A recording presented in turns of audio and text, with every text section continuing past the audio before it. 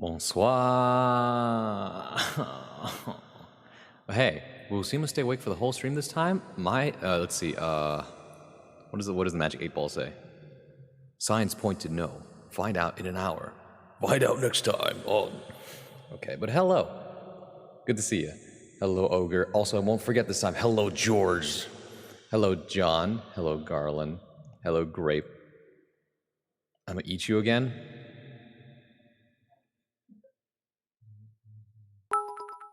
Wow. Huh? That's weird. LeBron sub à la Anzimito. Also, hello, Shizu. Good to see you. George typed that might be. I was gonna say, why are you trying to eat me? I'm literally not edible. I mean, I'm human, but as in you should not eat me. Are you cannibal? Anyways, where's my background? There we go. You should eat me, eat better. No, don't eat the bird either. Wishes to consume. Is it cannibalism if you don't identify as human? No, actually. Although, well, no, it would count if you are biologically not human. Don't eat the bird, George. Leave the bird alone. Anyways, there's 2 days until the tournament. Tomorrow, I have an online tournament, which is the usual one, and I got my ass kicked by VTubers in that one. And then on Saturday, I got to go to Slashback. I got to be at Slashback. So, would eat potato brawn. He's not even. He just looks like a potato. He's not actually a potato, though. I just realized, though, the bird isn't set to say anything when there's bits. So maybe I can change that. Calibrate. No. Options? Here we go. Options. Minimum bits. Oh, minimum. You need 100 bits minimum to make the bird talk. Huh. Interesting. I didn't know that. Okay, well now I know. Oh, I only have 32? 32 bits. Damn. Is he actually not a potato? No, he's not. People just call him a potato. I just, like, drew the most friendly thing I could possibly think of. It's like, in my head, this is good. Potato Brawn turns to Brawn Fries. What is he, a Pokemon? Oh, hey, Makima. Anyways. So, I think I need to do some more research, right? I need to hit the dust loop. I guess I need to wait till next month to give bits? Maybe. I think I need to hit the dust loop, guys, because as it is, I feel like I'm lacking some critical information, right? So why don't we see what we can find out here? Okay, in order to win, sometimes you need to take a small break, step away from the controller. Oh, hey, Banks. So, what can we learn about Anjimito first off, for example, right? Sometimes I forget things, such as if I go down to special moves such as Suigetsu no Hakobi, right? There's... I don't really know how to read that. I was more interested in Isokotobi, the hop. It's 22 plus 6, so total 20. So how many recovery frames? It's just 22. So it's 22 frames of hopping, followed by 6 frames of... So in other words, you're negative... Well, no, here it is. Minus 12 on block, minus 9 on regular hit if cancelled immediately. Plus after OTG Fujin. Oh, I see. So if you hit someone off the ground with Fujin, and then proceed with hop, then whatever you do afterwards is immediate. But yeah, how's everyone doing, though? I hope you're having a good time. It's Thursday, like I said. Oh, hey, Crow. Let's see. Sun Albionus. Hey, Braun. 2 days until your fighting game tournament? I guess it's getting pretty intense for you right about now, then. I'm pretty chill about it, but hey, welcome in. Good to see you. I would say, like, I'm not nervous at all. I'm more like, why am I echoey? Uh-oh. My echo's still on. No. Thanks for letting me know, otherwise we would have been stuck with that all night. Oops. It's me, Sunhui's on a different account. Oh, I see. I was like, I know one Sun. This is another Sun. Okay. I'm doing good. I got to play some in-person XR with my friends. Let's go. That's always fun. Snack of choice for today. I have some tortilla chips. made of white corn. It's kind of funny. I guess the echo is kind of funny, huh? Sometimes I forget to turn it off when I'm recording things. If you didn't know, I put up another thing on Twitter.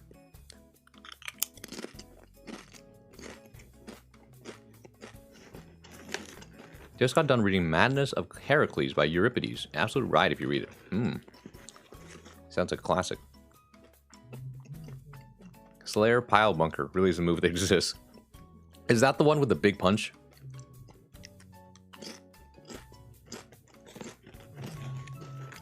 Because if it is, I've seen people like abuse that shit. You're Pile Bunker? Oh yeah, you're a Slayer fan.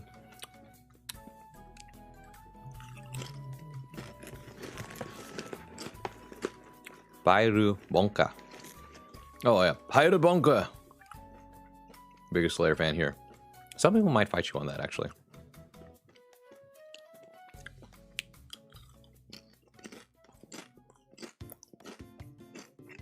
But in terms of here, I think you're right.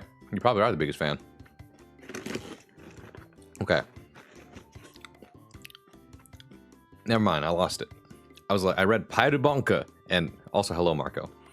I read that and then just my mind went blank. I totally forgot. My friends can't mash, so 5H Pile Bunker loops. Oh, yikes. I don't have Pile Bunker emote anymore? Damn. What happened?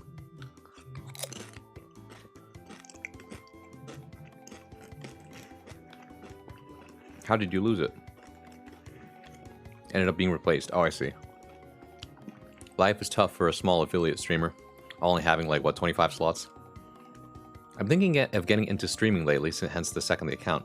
I see. Reading streams of these old Greek plays would be a ton of fun. They're usually like 50 pages long, an hour long play, very short and snappy. I can see that working. It'd be like live audiobook reading. Then it would just be a matter of like, do you already have an audience?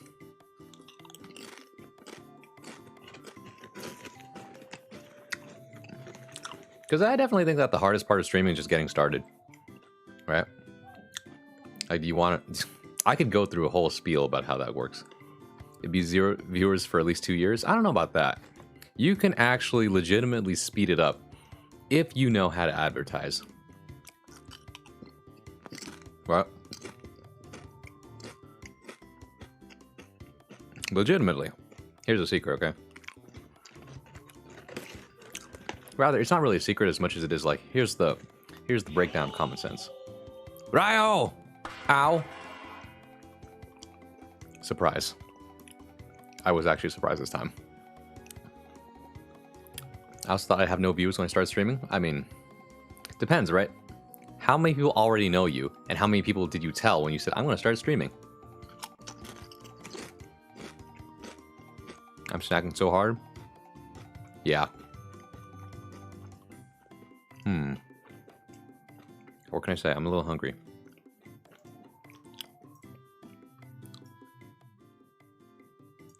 There we go. Wait. Oops, I forgot. Put it on this one. Put it over there. That way I can do it separately. Please. What? Oh, okay. Here you go. Here you go, bird. Say ah. You want it? It's right here in my hand. Hot. Okay, sounds good. Make me hungry? Nom theo dõi Batman. My precious collection of bronze small points. No. I mean, that's what your other account's for, right? Unless you locked out of it. Thanos. Also, wow. My guess, the process is to find your niche, then try to expand as many people that would enjoy that niche. Yeah, actually. So, it's a matter of a few... Well, like, if I'm trying to keep it short, you want to be a streamer, you can, like, don't worry about the setup first, okay? I've seen people with the shittiest streams and stream setups, and they will still get plenty of viewers. And the reason is because they have the basics down. Okay, right? Number one, are you taking streaming seriously? It can be a hobby, but you still got to take it seriously, because at the end of the day, what you're trying to do is get people to watch you. And if you don't do anything, if you don't stream in the sense that you are being interesting, then of course there's no reason to watch you, right? Second off, when you get started, You got to figure out what exactly do I want to do, and then what am I actually good at in terms of like what do I have to show off. I got some sort of plan to do a similar thing that you do, not a bard, but like a bit of classical blend with reading streams and stuff like that. Yeah, it sounds fun to me, right?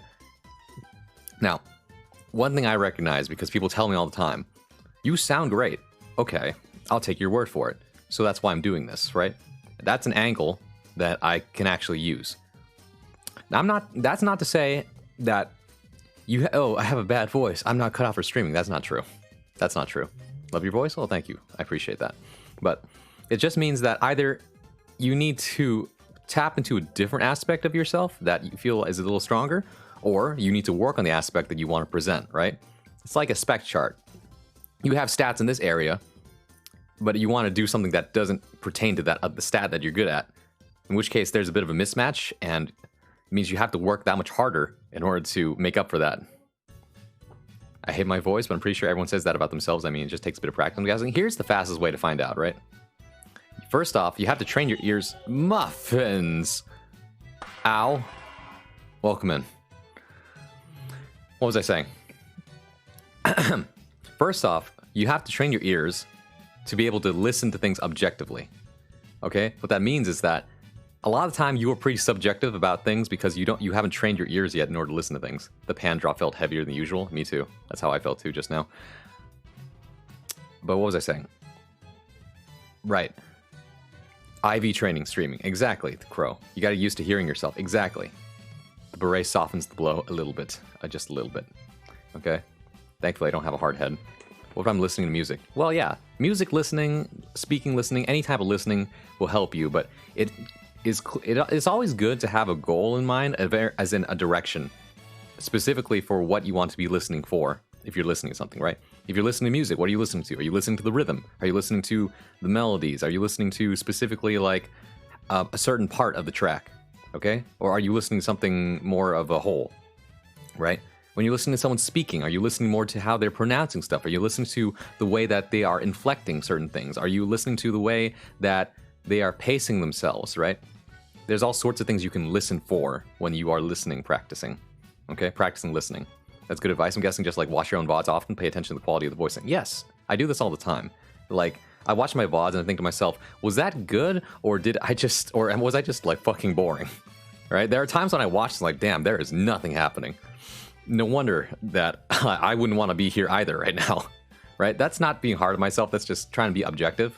Right? As in, what could okay, don't say like, that's bad. Say, what did I like about this? And then what did I want to see more of? What do you think I could improve upon? Like, right?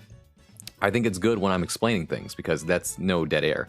I mean, dead air isn't a bad thing. Sometimes there's comfortable silence, but it's also about like, you know, figuring out why certain parts feel better than others. I've already been doing some mock streams for like 1 minute recorded clips of doing something and then watching clip. I assume most people do that before getting a stream. I've done that before, right?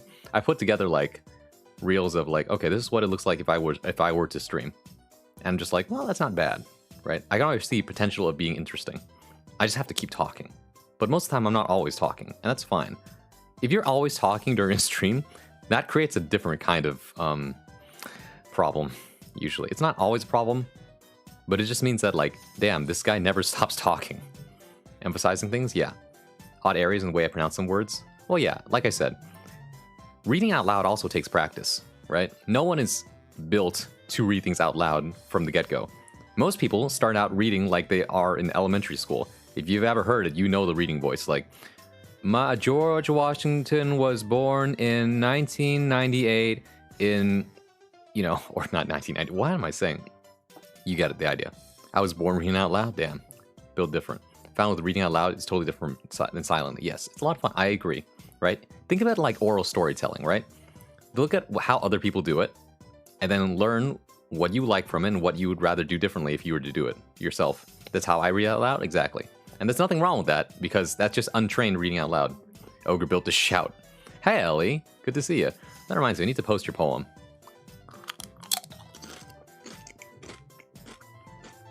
The audiobooks hit different too? That's true.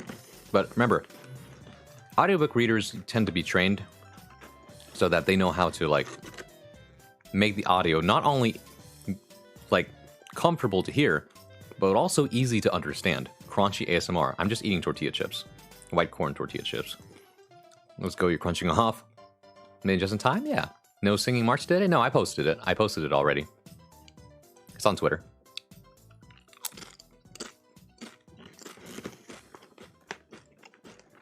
My screeches when it's a last hit scenario, untouchable. Yeah. I assume audiobook people do multiple takes like they're not going in blind. Oh, yeah, of course. Right? Wow, Tayo. Throat Goat Raid. No.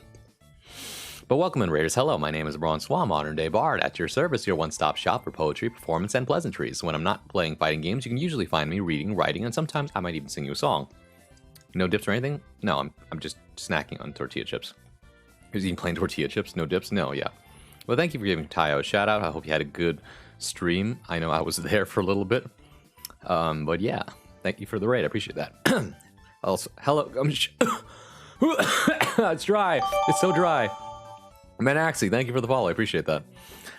I don't really have any plans to try singing, but do you think singing and speaking in general have overlap in terms of improving your voice? Yes, actually, they do, because it's all about voice control and breath control. Braun Soup is dying. No. What's good, y'all? Hey, Lemon. Are they pretty well separated? The nuances are different, but the concept is the same. Got some salsa or pico or something? No, I have water or hummus. I mean, these chips are really, really like light. They're not like heavy chips. As in, like they crumble pretty easily, so that's why I just snack on them. Ever so consider? Yeah. I feel like I read out loud, but in a weird sense, because sometimes I'll practically say my thoughts out loud, like, wait, why would X happen? Stuff like that. Actually, I think there's a video I once watched of a guy who, like, had no experience singing, right? He was not a born singer, but he learned how, and then within, like, years of just constantly putting in the practice, like, he just learned how to sing.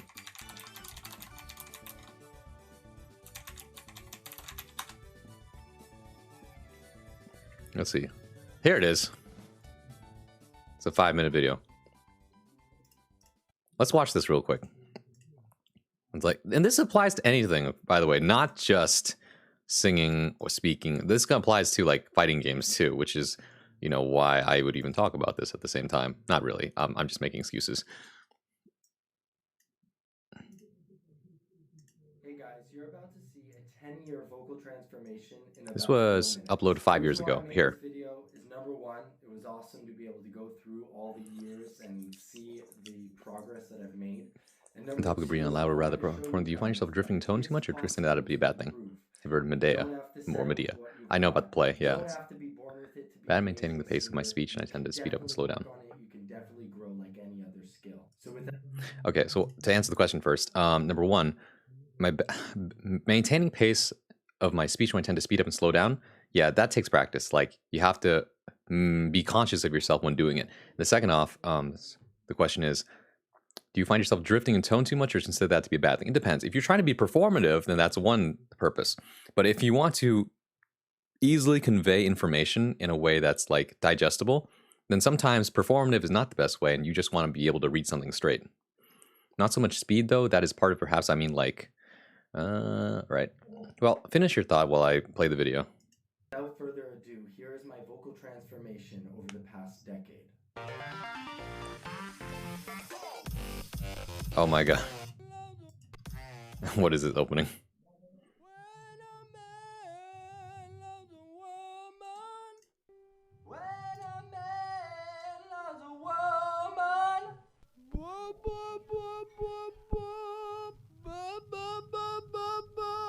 My ears, yeah.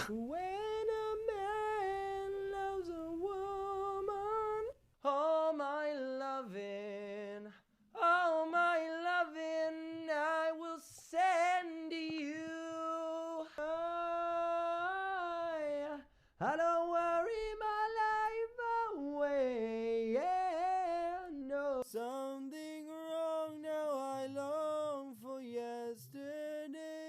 To lick your heart and taste your hell, cause with the burger shirt it's lonely.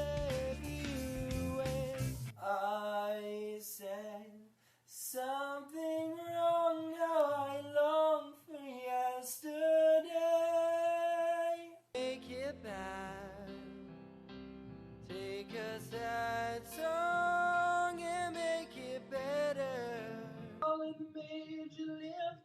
The baffled king composing hallelujah. Slowly away with the birds of shady slowly sunlight. If I lose you, baby, there'll be no clear behind the wheel. Whatever tomorrow brings, I'll be there. High to go, I don't know, she wouldn't say. Come together right now over me. See then the stars, they burn. Some even fall. Somebody love.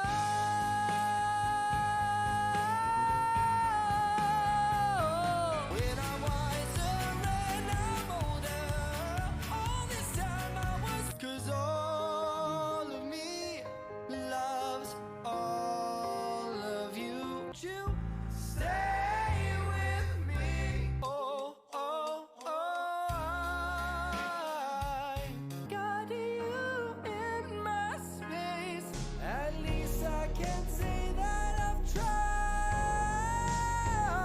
My head's underwater, but I'm breathing fine. We could have had it all, rolling in it, and I feel something so wrong, doing the right. I have died every day waiting for you. I try playing it cool, girl, when I look at you. We've come a long way from where we began. Run, run, lost boy, they say to me. Oh, boomerang, can I lay by your side? Here's my soul to keep. I let you in with all that I can. People writing songs that voices never share. Every day till it comes. Oh, oh, oh, oh, oh. Boy, shalom.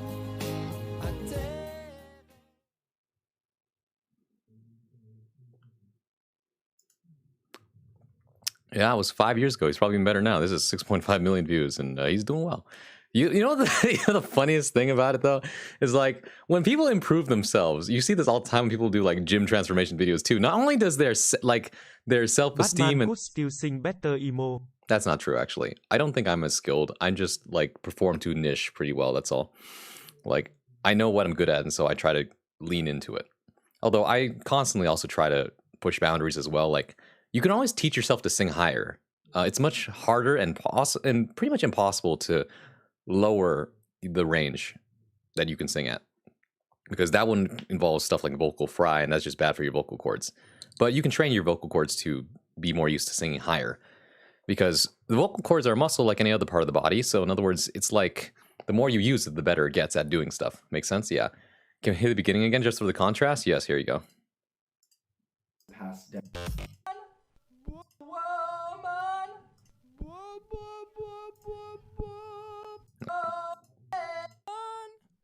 When I love a woman, when a man loves a woman.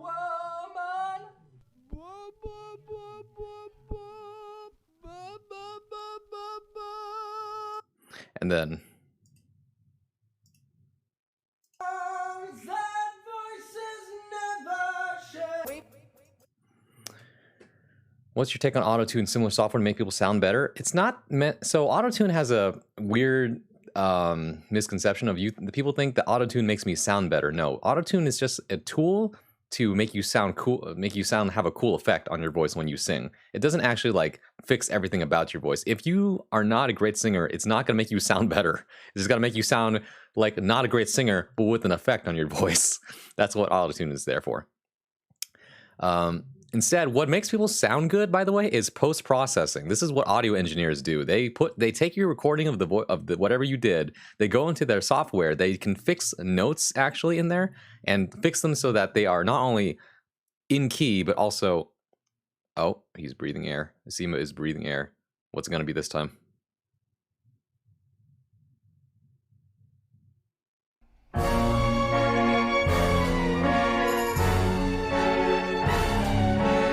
Really? Ow.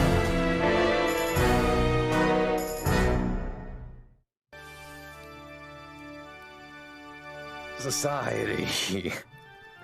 Society. ดูโอซูฟันดี Why? Why? ฮิปแฮก Why?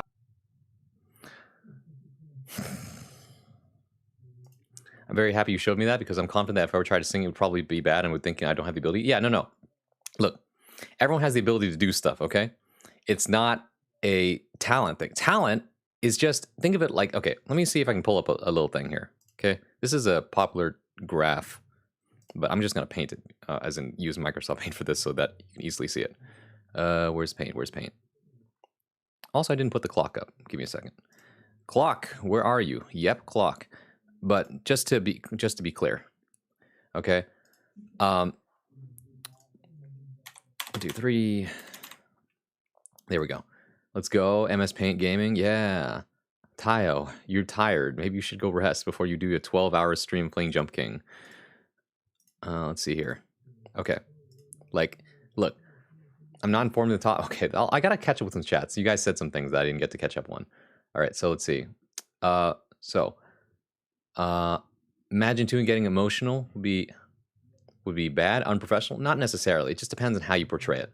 That's some bad singing. The early stuff gets by the end of it. Yeah, going to karaoke often helps too. Fun with friends. Karaoke is great for developing confidence. All right, that's what that's good for. Singing more does not necessarily make you better. Will not necessarily make you a better singer unless you are actively listening. Listening is actually the key to better singing and speaking. You have to be able to hear yourself in order to actually make any proper judgments and changes. Man, all these songs hit. I know, right? When a man loves a woman. I guess singing higher is like restricting your vocal cords. Yeah, it's like, you know how on a piano or a guitar, right, the higher strings are thinner? Same thing with vocal cords. So you have to make sure that, you know, the chords are, you have to treat them gently and ease them into it. What's your take? No, I already read that. Anybody still use autotune? Yeah, I mean, sometimes you can still find T-Pain doing stuff. Long hair, tone deaf. Did you know T-Pain has a Twitch channel? Anyways, long hair, tone deaf to smooth cut cover master. I know, right? That's what I'm saying. People who do this improvement thing with, like, whether it's your body or whatever, also at the same time simultaneously develop their fashion sense. It's crazy. I don't know. It's so good. Aren't there like better pitch corrections at this point? Yes, that's the software I'm talking about. I'm very happy you showed me that. Oh yeah, I just talked about that. See me out here perform Looney Tunes on the streamer. Yes, the snort was well worth the points. Did I snort? I don't think I did I? Let's go. Wait, yeah. I'm not informed on the topic, but I've never really been against software modifying someone's voice. Singing kind of curse in the aspect that you do not choose your voice and are limited by a tool that may not be to your liking. I mean, like I said, right? It depends. Y'all can't tell me what to do. No shush. Okay. Yeah. I mean, it's only like what 1:30 a.m. This isn't a restriction that exists in most other art forms. That's fair. Tai. Tell them they can't tell them what to do. I'm gonna reread Gravitation instead. Okay. Yeah. Grown woman who can take. I didn't say anything about that. I just said, are you sure you don't need rest? Right? You kind of snicker snorted. Maybe. I don't know if it was in reaction to that though. Todoaku hikari no yukue. Wow. After the give hat. I see what you mean. Let me see. Where's my paint? Oh, there it is. Boom. Yeah, there it is. Okay. Let me get some music too, so it's not just like dead silent in the background. Wait, where's it? There it is. Okay. Here. Did I get to pronounce that? Did I get you to pronounce that really long word a few days ago? I don't think that you did. But here, let me show you a graph, right? So let's say we have something that looks like this, right? We got this kind of chart here, X and Y axis. We'll say that this down here is time, right? And then this up here is skill. Can I draw this? Skill.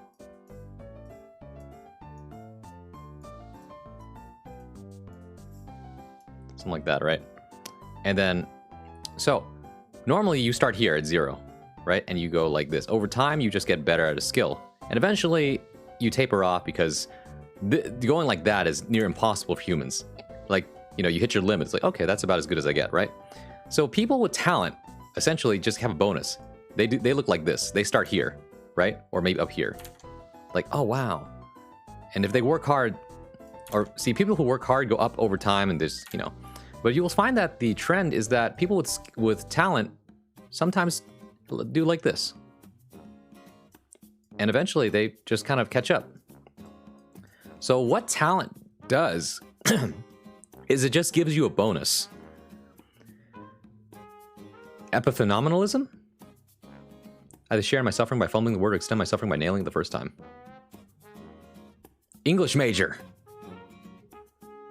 Stogs. The dreaded plateau. I know.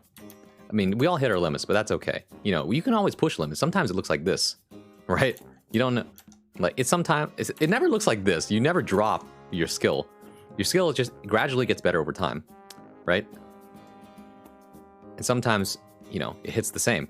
But sometimes the talented person plateaus sooner, whereas the other person who had no skill will keep going. And they might hit a higher level than the other person who had talent, right? It all depends on how much work you're willing to put in. A person with talent and hard work sometimes looks like this. Like, whoa. But, you know, right? It's crazy. We all are built differently. It's okay, the score so far is 2 out of 5. Of the 5 streamers I've asked to pronounce the word, you are the second to get it right first time. Yeah. I just broke it up, you know, epi, which is Greek prefix, or not Greek, but, you know, Latin prefix, epi. Pheno, which is like another type of root word. Phenomenal, right? Phenomenal, which is that word. And lism, so epiphenomenalism. Okay, I got you, sis. Right, I was the only one here who understands me, my Fujo sister. I know another person who... Why do I keep running into people who are like of that same nature and mind? You just got the brain rot of like, damn, look at all of this fucking anime gotcha knowledge I have. Crazy. But I love it, honestly. I love it. I love when you guys share stuff that you like with me. It's like, wow, that's so interesting. The mistake I made and most others make is that they assume the word begins with something related to epiphany. Oh, I see.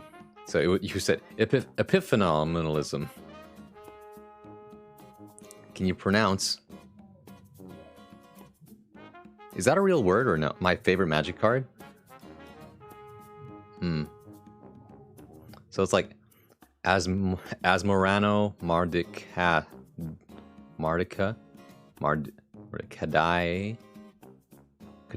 Kadaistan Nakul Dakar. That's a lot. That's a lot of syllables. I wonder what that card does. Let's take a look.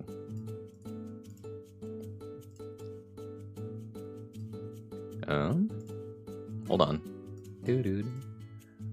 The long pseudo-Latin word.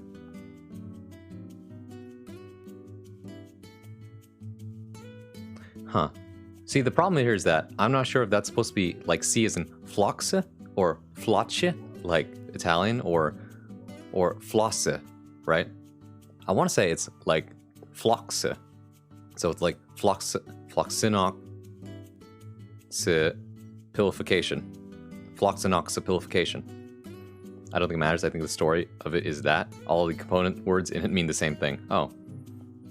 It's really funny card design. It also plays like a Yu-Gi-Oh card, which is funny. I see. Yu-Gi-Oh cards have ridiculous names and designs.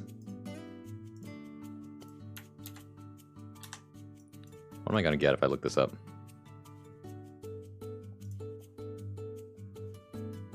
Oh. I think I've heard of this card actually, now that I look at it.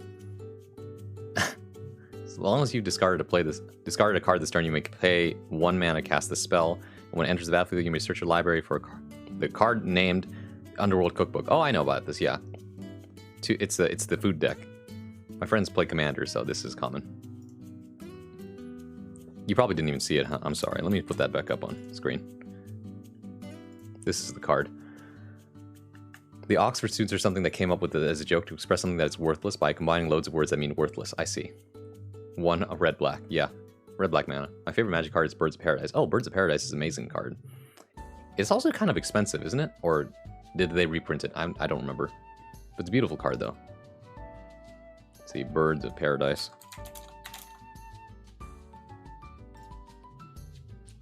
This is not the best art I've seen, though.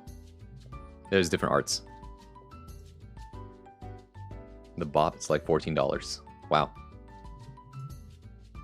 At any rate, though, so I wanted to touch back on what I was talking about. Right? So skill over time and stuff like that. So never get discouraged. It's like, damn, why am I not as good as this other person here? It's because you might start here because you don't have the skills spec'd in yet. So you got to keep going, right? And eventually you will either catch up to the person or surpass them. It never goes down, right? So it's just a matter of who's willing to put in the effort. It's all mind games at that point.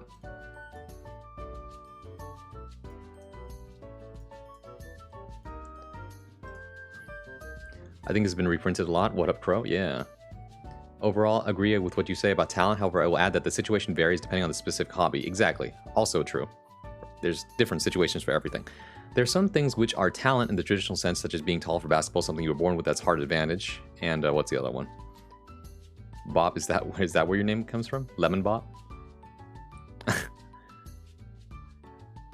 I think other things such as mathematics, talent is more subtle. Yeah, that's more in the brain, right? We can't control how brains work either. That's a mystery. It's like the third mystery frontier that humans do not understand, next to the ocean and space.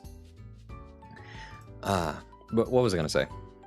Nobody's born with mathematics knowledge, but people are born with better processing power. Yes, exactly.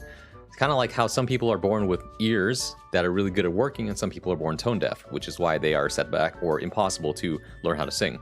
And let's be honest, there are certain things in life that you would love to do, but it's physically not possible either because we don't have the supplements to help you overcome your shortcoming, or simply because that's literally impossible for you to do, right? And they will improve faster, and so everyone starts at the bottom of that hobby. Exactly, right? Everyone starts at the bottom, they have different rates of growth. But like I said, it's all coming down to, what's it called? How much work you're willing to put in, right? Some things may not come easier to you, but with enough time and effort, you could achieve what you want to do. My name was Dr. Lemon in PS3 days, then I dropped Doctor as an adult and made Lemon Bop after Cowboy Bebop, then shortened it. Nice. But of course, it is often with math prodigies that get confident don't develop good study habits. Exactly. This is why talented people tend to get a little bit complacent. Eventually plateau about the college algebra level. Exactly. Right? I don't know. School as an environment is not always facilitative towards geniuses and tends to stifle good talent sometimes. Right? It depends. But going back to the other thing you asked me, right? So can anyone learn? Yes. Speaking, singing, as long as you are applying practice properly, then anything's possible. Actually, that reminds me of a different video.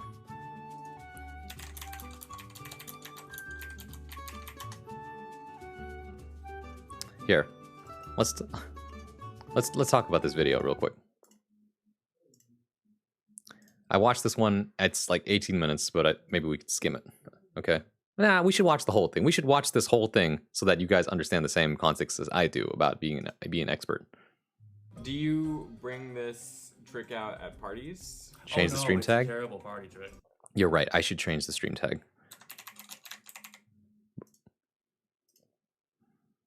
Here we go. 3.1. Let's say in the case of running right music. This is Grant Gusman. He watched an old video of mine about how we think that there are two wow, systems of $8 thought. French fry. Thank you for the follow. Is the conscious, slow, First name was just an effortful idea to make system, a professional thing of and fruit. System 1 is subconscious, Huh, I see. fast and automatic. To explore how these systems work in his own head, Grant decided to memorize 100 digits of pi. 38446. Then, he just kept going. He has now memorized 23,000 digits of pi in preparation to challenge the North American record. 95493038196. That's 200. That's amazing. I have wanted to make a video about experts for a long time.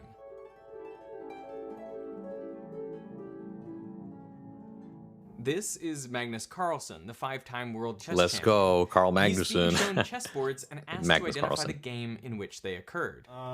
This looks an awful lot like Tal Botvinnik. Whoops. Okay, this is the 24th game from Seville, obviously. Now I'm going to play through an opening and stop me when you recognize the game, and if you can tell me who was playing black in this one. Okay, sure. Okay. So I'm sure you've seen this opening before. Okay, it's gonna be Anand. Against. Zapata. How can he do this? It seems like superhuman ability. Well, decades ago, scientists wanted to know what makes experts like chess masters special. Do they have incredibly high IQs? Much better spatial reasoning than average? Bigger short-term memory spans? Well, it turns out that as a group, chess masters are not exceptional on any of these measures. But one experiment showed how their performance was vastly superior to amateurs. In 1973, I agree, William it's hard Chase to and relate Herbert to Simon geniuses. recruited 3 chess players: a master, an A player, who's an advanced amateur, and a beginner. A chessboard was set up with around 25 pieces positioned as they might be during a game, and each player was allowed to look at the board for 5 seconds. Then they were asked to replicate the setup from memory on a second board in front of them. The players could take as many 5-second peeks as they needed to get their board to match. From just the first look, the master could recall the positions of 16 pieces. The A player could recall 8, and the beginner only 4. The master only needed half the number of peeks as the A player to get their board perfect. But then the researchers arranged the board with pieces in random positions that would never arise in a real game. And now, the chess master performed no better than the beginner. After the first look, all players, You're right, though. regardless of rank, could remember Sports the art's location just of straight up only studying 3 at the master pieces. level because you have to The have data knowledge in are order clear. to do Chess things. experts don't have better memory in general, but they have better memory specifically for chess positions that could occur in a real game. The implication is what makes chess masters special is that they have seen lots and lots of chess games. And over that time, their brains have learned patterns. So rather than seeing individual pieces at individual positions, they see a smaller number of recognizable configurations. This is called chunking. What we have stored in long-term memory allows us to recognize complex stimuli as just one thing. For example, you recognize this as pi rather than a string of 6 unrelated numbers, or meaningless squiggles for that matter. There's a wonderful sequence I like a lot, which is 30173, which to me means Stephen Curry, number 30, 173 games, which is the record back in 2016. So 30173. At its core, That's expertise true. The real sports is isn't about in the knowledge, but recognition. it's part of it, you know. Magnus Carlsen recognizes chess positions the same way we recognize faces. And recognition leads directly to intuition. If you see an angry face, you have a pretty good idea of what's going to come next.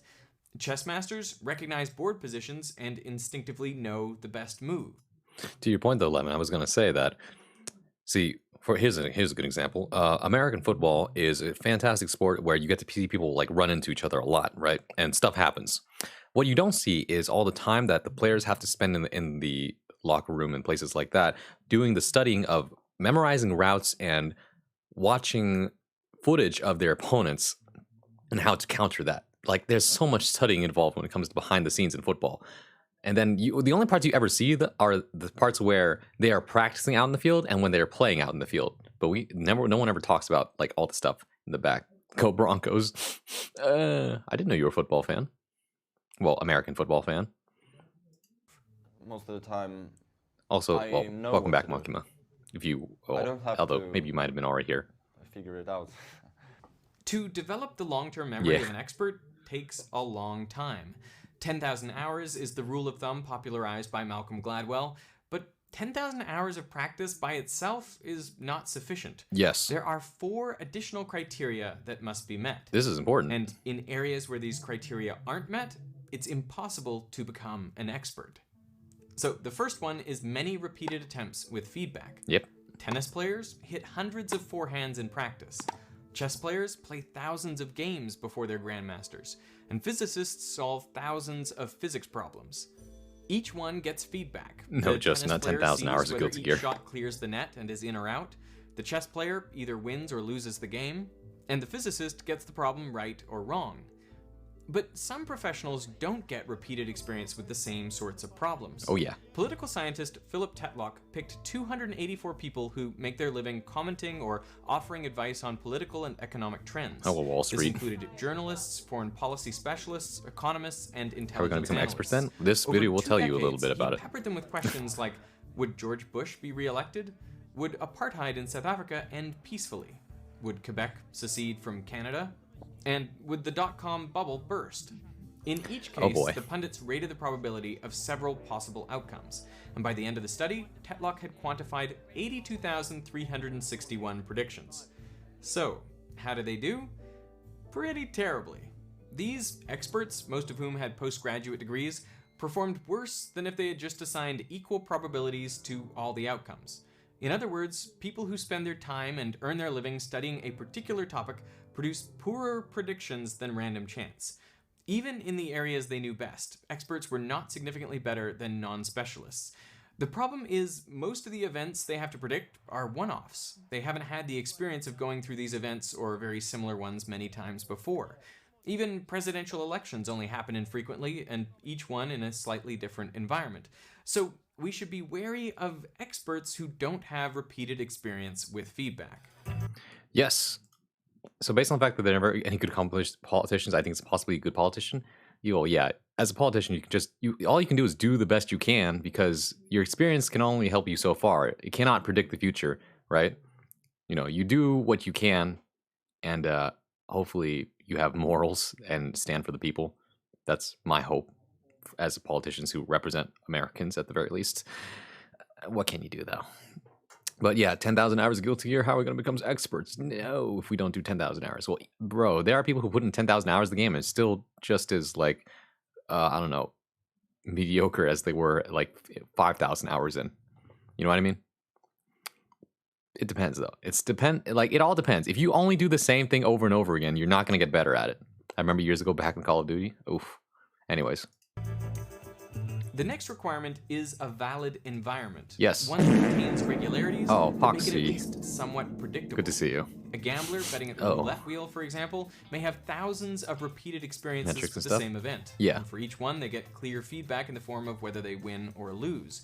But you would rightfully not consider them an expert because the Every player stats in environment public is lobbies. low validity. A I roulette see. wheel is essentially random, so there are no regularities to be learned. Yes. It's just In random. 2006, legendary investor Warren Buffett offered to bet $1 million that he could pick an investment that would outperform Wall Street's best hedge funds over a 10-year Killed period. 3.1. Hedge Claim funds for are well, pools of 10,000 money hours. that are Yeah. actively managed by Murdoch. some of the brightest and most Hello. experienced traders on Wall Street. They use advanced techniques like short selling, leverage, One- and oh, nice. derivatives Love One in an Piece. attempt to provide outsized returns. And 1 to 20, consequently, yeah. they charge significant fees. One person took Buffett up on the bet, Ted Seides of Protege Partners. For his investment, he selected 5 hedge funds. Well, actually, 5 funds of hedge funds. So in total, a collection of over 200 individual funds. Warren Buffett took a very different A lot of this goes approach. over my head. He picked the most basic, boring investment imaginable. A passive index fund that just tracks the weighted value of the 500 Oh no, biggest economic. public I don't companies understand in most of this America. either. I just know that S&P 500. Warren They started the bet Buffett on January invests 1st, in something 2008, safe and the other guy does not. Immediately, things did not look good for Buffett. It was the start of the global financial crisis and the market tanked. But the hedge funds could change Thankfully, we their have a holdings graph. and even profit from market falls. So they So- lost some value, but not as much as the market average. Graphs help you The hedge visualize funds things stayed pretty well. ahead for the next 3 years, but by 2011, the S&P 500 I think had Warren pulled Buffett is a even. case of survival bias. And from then on, Just got it lucky. wasn't even close. The Maybe. market I've average not studied surged, Warren Buffett, leaving so the I hedge wouldn't know. funds in the dust. After 10 years, Buffett's index fund gained 125.8% Look at that. to the hedge fund's 36%. Now, the market performance was not unusual over this time.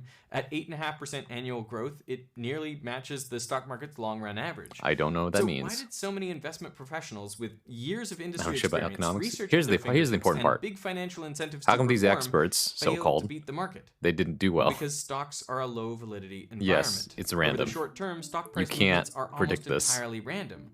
So the feedback, although clear and immediate, doesn't actually reflect anything about the quality of the decision making. Yep. It's closer to a roulette wheel than to chess. Yeah. Over a 10-year period, around 80% of all actively managed investment funds fail to beat the market average. And if you look at longer time periods, underperformance rises to 90%. And before you say, well, that means 10% of managers have actual skill, consider that just through random chance, some people would beat the market anyway. Portfolios picked by cats or throwing darts have been shown to do just that. And in addition to luck, there are nefarious practices, from insider trading to pump and dump schemes. Ew. Now, I don't mean to say there are no expert investors. I mean, Warren Buffett himself is a clear example. But the vast majority of stock pickers and active investment managers do not demonstrate expert performance because of the low validity of their environment. Brief side note. If we know that stock picking will usually yield worse results over the long term, and that what active managers charge in fees is rarely compensated for in improved performance, I love everyone now. So you all watching stock videos? No, we're watching about individual stocks. We're watching, Shizu, a video about the 4 things it takes to be an expert. And the first thing is that Bronze Brain is expanding. I've already watched this video. I'm watching this along with you guys, so to help punctuate my point. So let me talk to you, okay? A lot of people think if I put 10,000 hours into something, I will eventually become an expert. This is untrue because we've seen the results of people who put 10,000 hours practicing something and still being shit at it. This is because you didn't practice being good at it. You practiced just doing it kind of shittily, to be honest, right? Therefore, it was basically like you went nowhere. You just practiced spinning a wheel over and over. And so you went nowhere fast. Mutual funds and you see what I mean? hedge That's funds. like... Well, let me answer that with a story. There was an experiment carried out with rats Oh yeah, and here's a good humans, one. where there's a red Check this button out. and a green button that can each light up. Call my gameplay out. 80% of the time, the green button lights up, and 20% of the time, the red button lights up, but randomly. So you can never be sure which button will light. And the task for the subject, either rat or human, is to guess beforehand which button will light up by pressing it. For the rat, if they guess right, they get a bit of food, and if they guess wrong, a mild electric shock. The rat quickly learns to press only the green button and accept the 80% win percentage. Humans, on the other hand, usually press the green button, but once in a while they try to predict when the red light will go on, and as a result, they guess right only 68% of the time. We have a hard time accepting average results, and we see patterns everywhere, including in randomness, so we try to beat the average by predicting the pattern. But when there is no pattern, this is a terrible strategy. This is for all you people who do random reads in Guilty Gear Strive, where you throw out this option because you think that the other thing is going to happen even though you've not seen it yet. All right? Stop doing that. I do this too. Don't do it. I've been borrowing 10 books a day from the library, and each day I put a bald cap on over the top of the previous bald cap to make my head look incrementally bigger until someone notices. That's incredible. It's what Hotashi says too. Practice doesn't make perfect, practice makes permanent. Yes, it's very hard to unlearn habits once you get them. Dan Braun, I'm right here. I'm sorry. That's not my problem though, is it? Also, hello, Baki. So me for real, for real. Oh my god. I read that opponent, totally intended. But is anything ever truly random? Yes, it's called a roulette wheel. Right? I don't know. Cats on a dartboard, monkeys at a keyboard. Take your pick, right? Something you have no control over and cannot predict. That's random. Right? So, are humans random? It could be. On the previous thing I was saying about skill. All right, well, finish your thought first. Type it all out first before you say it. Before, just like, because otherwise you keep leaving me hanging on all these cliffhangers. But my choir teacher used to say, practice doesn't make perfect. Perfect practice makes perfect. I think instead of using the word skill, we use the word results. I mean, yeah, that's part of the first part, the output quality, the result of our learning. Well, yeah. I mean, you don't want to emphasize too much on results because that's how you end up with the current American school system, where results are emphasized over actual like learning processes and the journey of like getting to where you need to be. We write a piece of music is very nice. That's subjective. We can't really use English writing stories and making music as good terms for results. We need to improve our skill. Right? I mean, there are certain guidelines we can follow when it comes to that kind of thing, but you can't actually control whether or not something is good, right? It's just like you notice things sound good or bad to you, and you can't explain why sometimes because you lack the tools and the knowledge in order to explain those things. You go and study the music theory of various genres, jazz, rock, classical, country. Well, that's a good way to do it, yeah. Monkey see, monkey do. But the other thing, right? And you gain all this knowledge about all kinds of music. Well, yeah. What was I saying though? I was on the part that happens after that. I've realized that my true form as a GG player is you go back and write a masterpiece. No, of course not. You have to apply the practice. Is be able to convert anything. Oh, that's true. That's a good thing to do. I was like, what you write is a messed up mix of massive mixed genres. Yes. This is because like what did you actually learn, right? This is okay. So to your point though, I still think that it's better to say it's like, oh, you're so skilled instead of you're so talented, because that's just saying like, oh, your basic whatever innate thing that you had is great, right? Whether the Mic.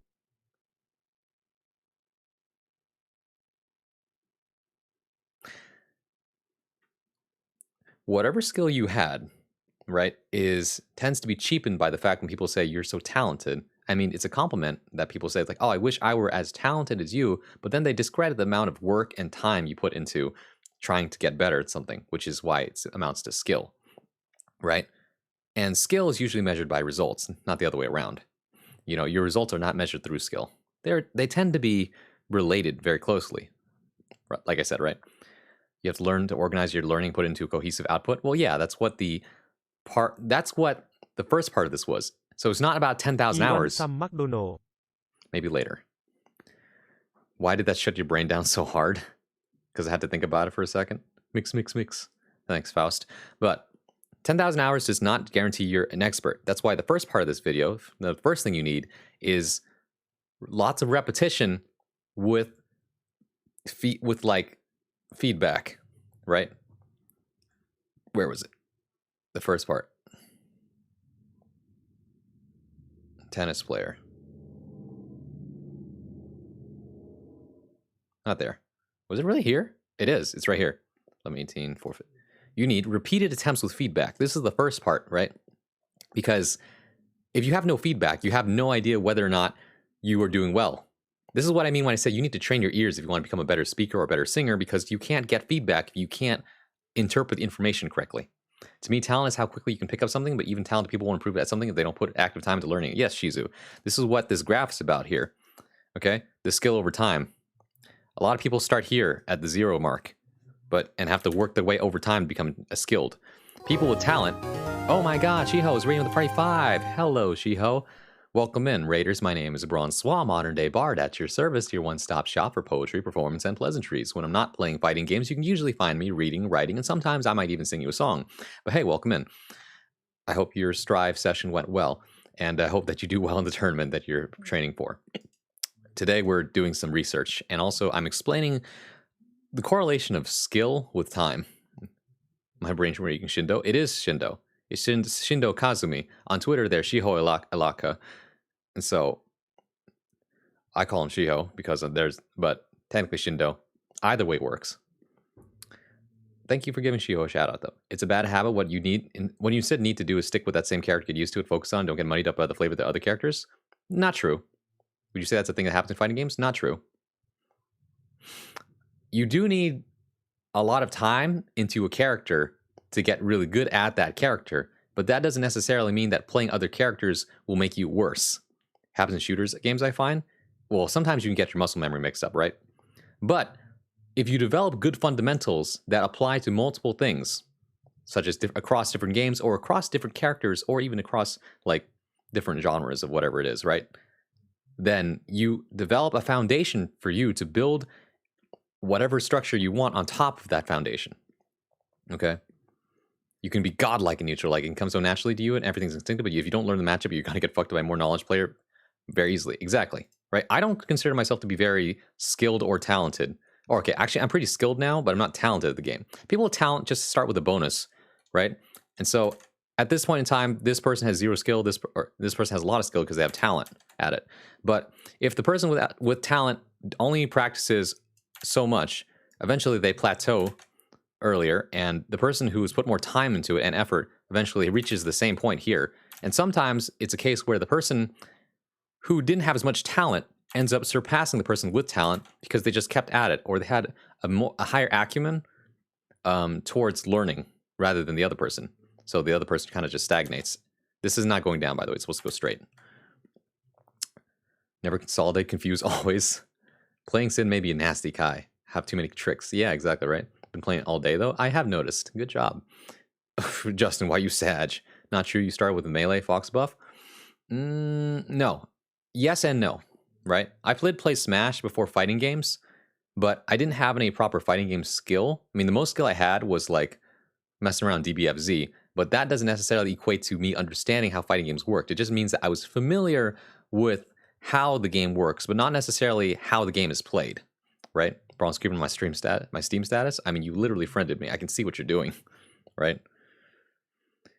Let's see. I wish I had someone to talk to about stuff like this because I've always noticed my issue is commitment. Oh, yeah.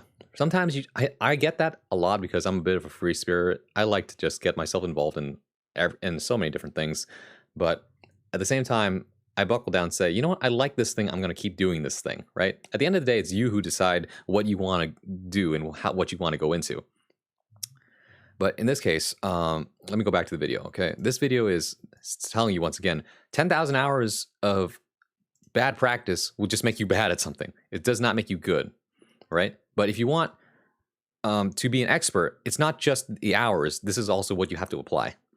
I never commit to learning anything deeply because I don't want to experience the bite of failing to be anything special if I do commit. Oh, there's nothing wrong with that, right? That's an expectation you set for yourself. And that's less about the thing you have to do and more about the mindset you go in having. I don't go into Guilty Gear thinking I want to be the best. I'm thinking I have a lot of fun with this game and I find it fun to get better, right? If I get hung up on every single time I lost, then I would probably be really depressed. But instead, I take every loss as like, okay, that's experience. What did I learn from this? Did I learn nothing? And usually that's not true. There's always something you can gain. I want to be the very best. No one ever was. I won't ever be the best. Zippy and Flash exist. I mean, you never know, right? Sometimes we end up surprising ourselves. I never thought that I would beat people like Shiho and Carbs, who both taught me Anji, and now they're saying like, your Anji is better than ours. And I'm just like, I don't think my Anji is better. I think I just happen to put a little more time into it, right? And that's it. That's the only difference. I always like to explain learning something properly by comparing it to math, since the way you learn math is self-evident. Yeah, I feel that about almost everything now. Like, I don't know if this is my competitive spirit. I don't know how to deal with it. I mean, yeah, right. It's just a matter of like getting to that mindset, and that takes practice too. Can you go Zen mode? Be like, I'm okay with this. Sometimes that's not how we're built, and everyone has different ways to process information and deal with stuff that happens. What up? Hey, Selvius, how goes the leveling up? We're doing some research as well as some mindset training, right? In this case, I got some questions about what does it mean to be an expert at something and how do I get better at it? You tackle a problem, you break it down, you try to understand it. Only once you understand it, you consider yourself to have learned it, and then you have to practice until it's memorized. Exactly, right? That's a process that has has clear steps that you have to take in order to get to the result you need to see, right? If something does not have clear steps and is not easily quantifiable, it's really hard to get the information you need, or I should say feedback you need, in order to correct things and become better at it. You can approach that process at any level you like, exactly. So in this video, there are 4 things that this video claims you need to be an expert at, all right? The first is that you need repeated attempts with feedback. And this is important because if you repeat something all the time, but you don't learn from it, you don't get information, then you won't know whether you're doing it right, all right? If I sing, but I have no one to tell me whether it's good or bad, and I can't tell myself because my ears aren't developed enough, then there's not going to be much I can do about whether or not I'm getting the practice I need, right? I could sing, you can sing all you like, but you won't sound like Mariah Carey or, I don't know, Frank Sinatra if you don't have that consciousness and awareness to see the results. On the other hand, though, if you play something like a fighting game, the results happen very quickly and very clearly. Did I win or did I lose? Right? That's the result. All right. Your result is, okay, I attempted to play the game. I lost a lot. That's the feedback, right? And then you go and learn, okay, why did I lose? Right? Things like that. The second thing, of course, is you need a valid environment. So let's see here. Yeah, the next requirement is a valid environment. And because if you don't put yourself in a place where, like, even if you get results immediately, if it's not valid, then you won't be able to gain anything from it, right? Gambling is the easiest way to talk about this because you get the results immediately. Oh, I won, all right? I won all the money. I must be pretty good at this. That's not necessarily true because it's random. It's luck based. You have a chance of being right, and you have a chance of being wrong. Just because you are right a lot of the time does not mean that you will never be wrong. Right? That's why it's non-valid. Let's see. You can really go intense with like using exercise to strain your understanding to test yourself constantly, or you can be more relaxed, just practice a bit, and that's still good. But the more intense one is better. Have you watched that somewhat old video, the university lecture talking about the Pomodoro method and the topic of learning? It's an absolute goat. I have not, but I know what the Pomodoro method is, and that's just literally, do a little bit, take a break, do some more. Chunking your time and learning. Right? Anyways, where were we? 11:18, I believe is where we are. Let's talk about the third thing now, or listen about it. By predicting the pattern. Add it to your watch list. But when there is no pattern, this is a terrible strategy. Much watch for this topic? Oh, if I feel like it. I don't know. I might not feel like it. Even when there are patterns, you need timely feedback in order to learn them. Yes. And YouTube knows this, which is why within the first hour after posting a video, they tell you how its performance compares to your last 10 videos. There's even confetti fireworks when the video is number 1. I know it seems like a silly thing, but you have no idea how powerful a reward this is. That is an hour-long lecture, son. I know you could. It's the best, I think. I know. However, I'm less interested in here and it's good for learning. I know that. I'm just lazy. How much YouTuber effort is spent chasing this supercharged dopamine hit. To understand the difference between immediate and delayed feedback, psychologist Daniel Kahneman contrasts the experiences of anesthesiologists and radiologists. Anesthesiologists work alongside the patient and get feedback straight away. Is the patient unconscious with stable vital signs? With this immediate feedback, it's easier for them to learn the regularities of their environment. Radiologists, on the other hand, don't get rapid feedback on their diagnoses, if they get it at all. This makes it much harder for them to improve. Radiologists typically correctly diagnose breast cancer from x-rays just 70% off of the hours. time. Delayed feedback also seems to be a problem for college admissions officers and recruitment specialists. After admitting someone to college or hiring someone at a big company, you may never, or only much later, find out how they did. This makes it harder to recognize the patterns in ideal candidates. In one study, Richard Melton tried to predict the grades of freshmen at the end of their first year of college. A set of 14 counselors interviewed each student for 45 minutes to an hour. They also had access to high school grades, several aptitude tests, and a 4-page personal statement. For comparison, Melton created an algorithm that used as input only a fraction of the information, just high school grades and 1 aptitude test. Nevertheless, the formula was more accurate than 11 of the 14 counselors. Yikes. Melton's study was reported alongside over a dozen similar results across a variety of other domains, from predicting who would violate parole to who'd succeed in pilot training. If you've ever been denied admission to an educational institution or turned down for a job, it feels like an expert has considered your potential and decided that you don't have what it takes to succeed. I was rejected twice from film school and twice from a drama program, so it's comforting to know that the gatekeepers at these institutions aren't great predictors of future success. My stomach aches like heck. People from a small village. It's witchcraft. You're a witch. Get the witch. No, I get what you're saying though. Like when a so-called experts tell you what to think, right? But if the logic makes sense, then, maybe it's something to consider. Even when people are wrong, there's still something learned there. Because you can think about, why are they wrong? And how do I prevent myself from being wrong like them? Is because he said drama like that? Maybe.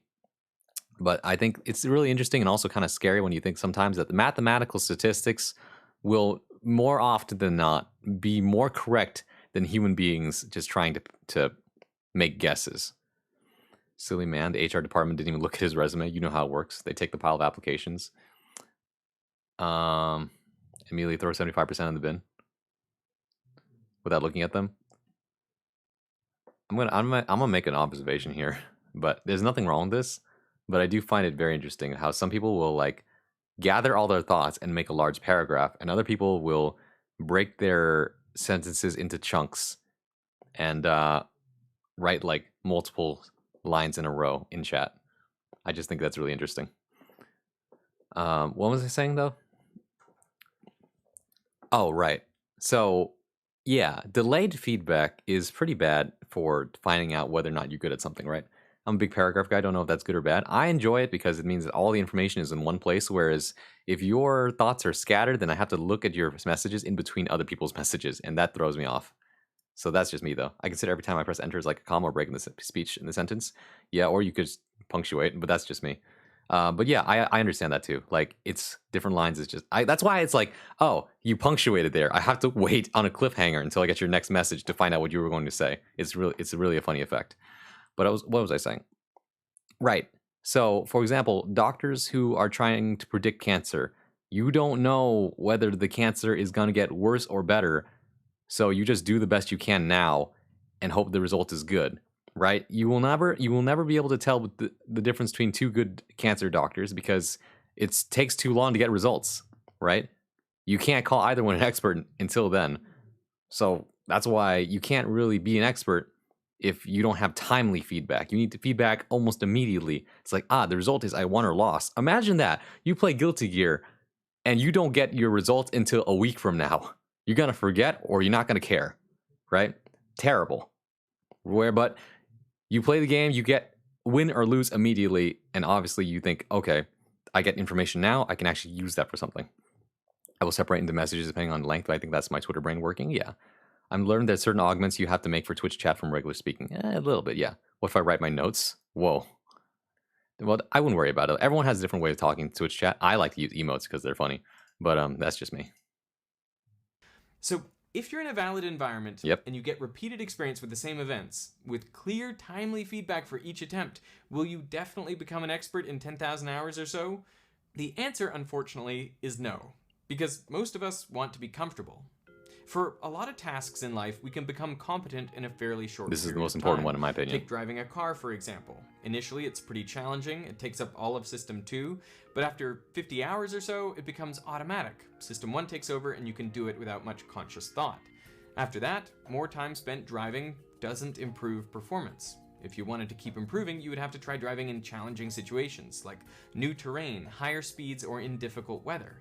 Now, I have played guitar for 25 years, but I'm not an expert because I usually play the same songs. It's easier and more fun. But in order to learn, you have to be practicing at the edge of your ability, pushing beyond your comfort zone. You have to use a lot of concentration and methodically, repeatedly attempt things you aren't good at. You can practice everything exactly as it is and exactly as it's written, but at just such a speed that you have to think about and know exactly where you are and what your fingers are doing and what it feels like. This is known as deliberate practice, and in many areas, professionals don't engage in deliberate practice, so their performance doesn't improve. In fact, sometimes it declines. If you're experiencing chest pain and you walk into a hospital, would you rather the doctor is a recent graduate or someone with 20 years experience? Researchers have found that diagnostic skills of medical students increase with their time in medical school, which makes sense. The more cases you've seen with feedback, the better you are at spotting patterns. But this only works up to a point. When it comes to rare diseases of the heart or lungs, doctors with 20 years experience were actually worse at diagnosing them than recent graduates. And that's because they haven't thought about those rare diseases in a long time, so they're less able to recognize the symptoms. Only after a refresher course could the doctors accurately diagnose these diseases.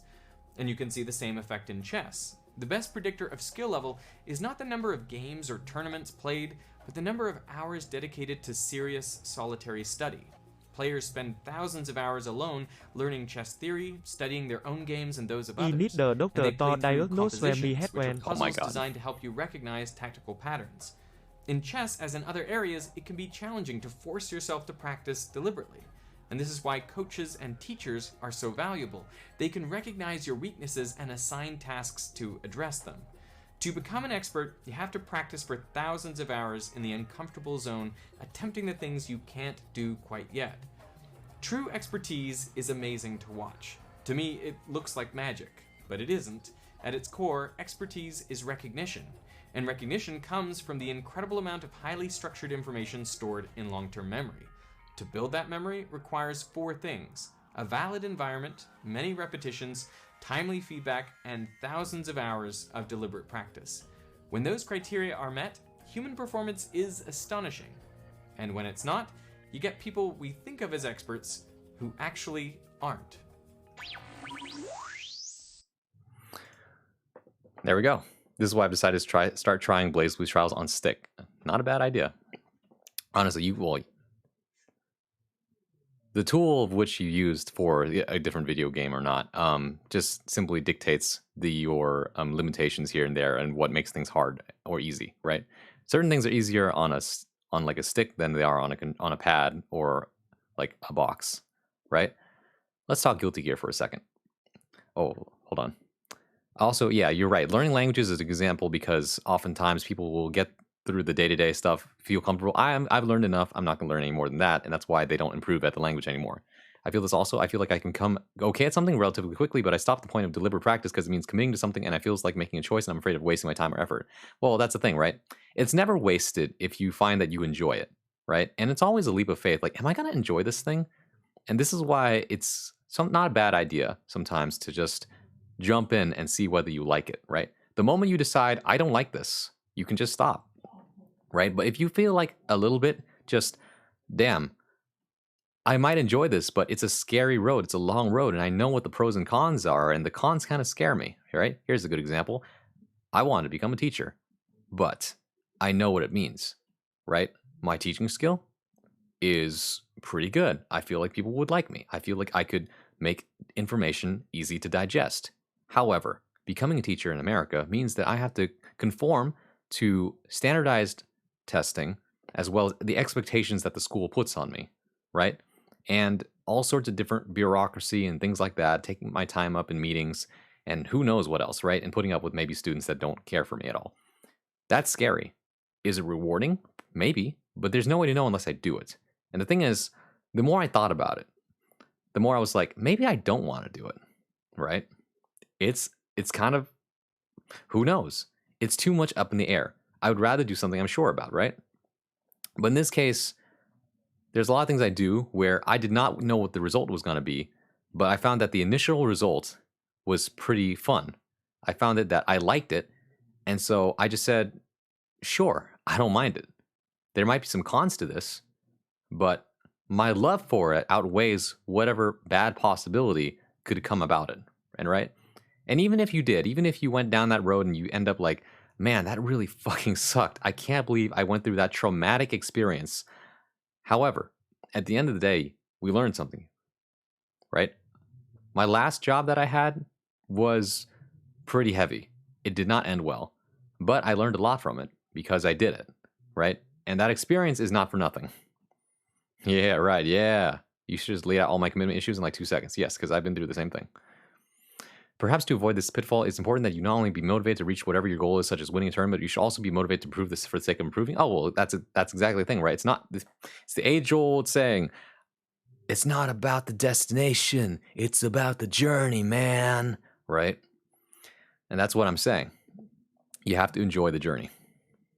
And if you don't enjoy the journey, then that's usually a good sign that maybe you're not on the right path right now, and that's okay. There's that time sunk cost fallacy. There it is, sunk cost fallacy, right? I've already put this much money into it. I've already put this much time into it. I can't stop now, right? It feels really bad. That gacha game you put thousands of dollars into it, you played it every single day, but now the game is in a state where it's so shit that you never want to touch it again? Stop believing. Hold on to that feeling. Thanks. Suddenly the game is shit, but you've already put all this time and effort into it. The devs have you hooked, and you just like, I want out of this, but you feel like you can't because you've already put so much into it. That's the trap, right? Right? I played Call of Duty for 10 years. There you go. And then did you stop? The game was terrible. Yeah, exactly, right? At some point, you have to say no, and you're just like, damn, I have to put that chapter of my life behind me now. That's tough. That shit is really heartbreaking sometimes, right? I think I get jealous of people in other skills because they manage to make commitments that I never dared to. I mean, you already have one commitment, Shizu. You like Strive. And I can tell that you have this burning desire to just like, I kind of want to get better at this. I feel like I want to win, right? And that's a good sign of like, I think I can commit to this. And I think that there are people around me that make a good support system that drive me to keep going. Because even if I ever get down on myself, I can trust these people to help me out when I feel down. It's a lot different when you're doing it by yourself and then you suddenly feel like, oh, I don't know whether or not this is the right choice to keep going or not. right? There are some exceptions. There are people that keep doing things even if there are no good support systems. Why do I still play Hearthstone? I felt nothing when I dropped League after 10 years. There you go. You know, some people it's easier than others. Is the answer to just not think about the pros and cons or go hard all the way? It's just jump in first, and after that you will get your feedback immediately. Here's a good example, Shizu. Friends definitely help. Yeah, here's a good example, Shizu. You are scared to dive into the pool from 10 feet, 50 feet up, whatever, right? You are afraid to jump. You do not know what's going to happen, right?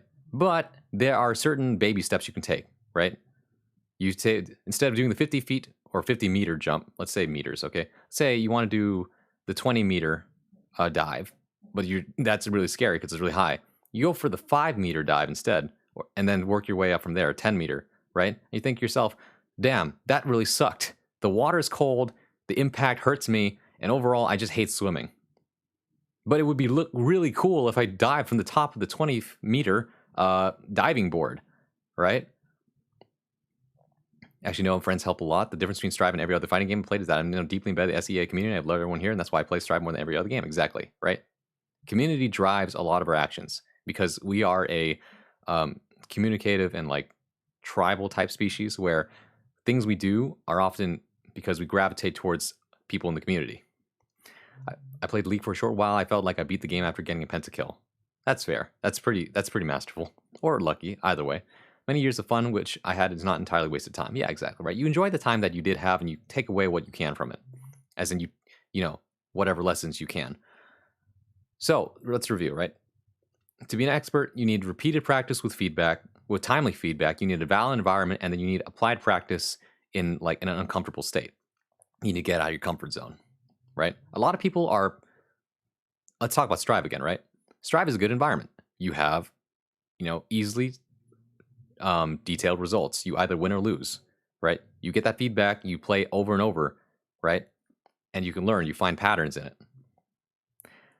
And then after that, you can get better by applying yourself and finding out those things that maybe will not come to you comfortably or naturally, right? There are people out there who only want to have...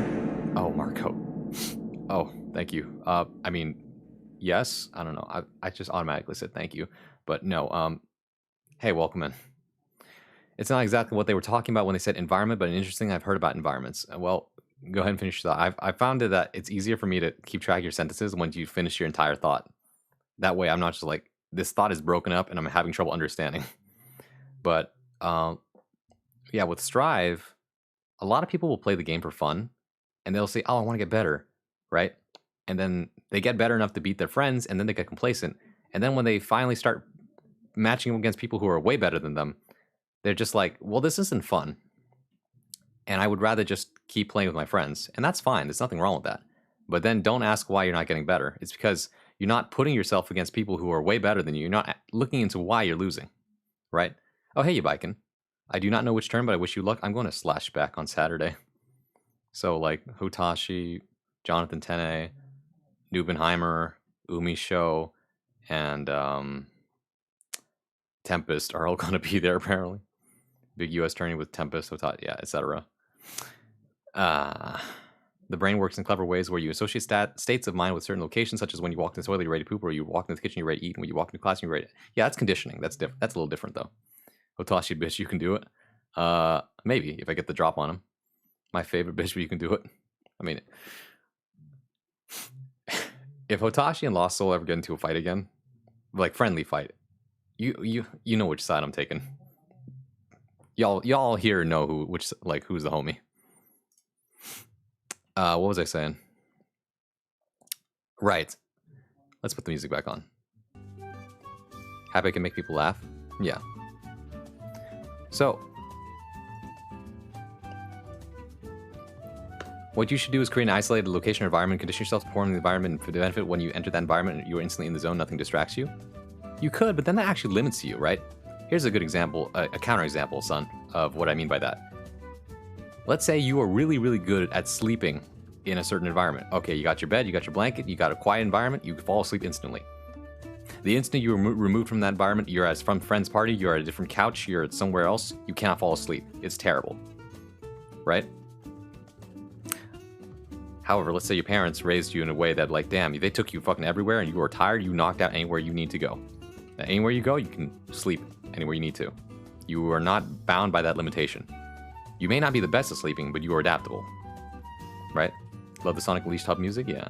Best video game OSTs? It is a pretty good game, actually. As much flack as it gets, because it's not like other Sonic games. That's a good counterexample. The one where I had to go poop in the woods I couldn't achieve because I had conditioned poop in the toilet room. There you go. I gotta support Hotashi. Also, hiya, bye. I bet on Lost Soul? Yes, Garland. Well, at least for me, I'm friends with Lost Soul at this point, so I just like, yeah, I'd support the guy. I don't know, Lost Soul is so sweet. He's a really cool. I mean, he trash talks pretty well. I'm not gonna lie, which is always fun. At the end of the day, Hotashi and Lost Soul are both amazing people, great entertainers, and overall amazing players in the games that they play. Soul's our boy. I love how much of a support duty is to every VTuber here. Yeah, exactly. Well, funny enough, Hotashi also supports VTubers. I've seen him in VTuber chats like, Hotashi, what are you doing here? I never talked to him though. I just see him in different chats. Like, what the? What was I saying? Yeah, this is the Biken. Welcome in. Debatable. Slept, quick grab the coffee. You don't want to rely on coffee in order to keep yourself awake though. It's just a drug at that point. You know, develop good habits instead. Tackle the problem by the root. If the environment is reliable, not likely to disappear, I think it's a good thing for like things like studying or reading. Well, yeah, that's exactly what we mean by a valid environment. Can you get like predictable results in a timely manner when you perform in this environment, right? Or valid results, I should say.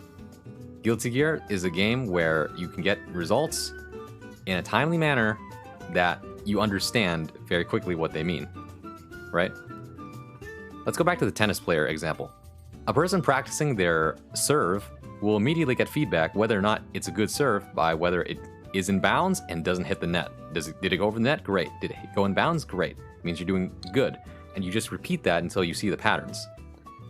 So some of you might be wondering, damn, Braun, how do you keep finding these these weird plays, these like out of nowhere? Like, how did you know he was going to grab you? How did you know that he was going to jump there?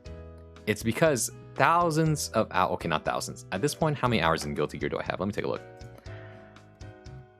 According to this, I have 1,141 hours in Guilty Gear at this point. Okay?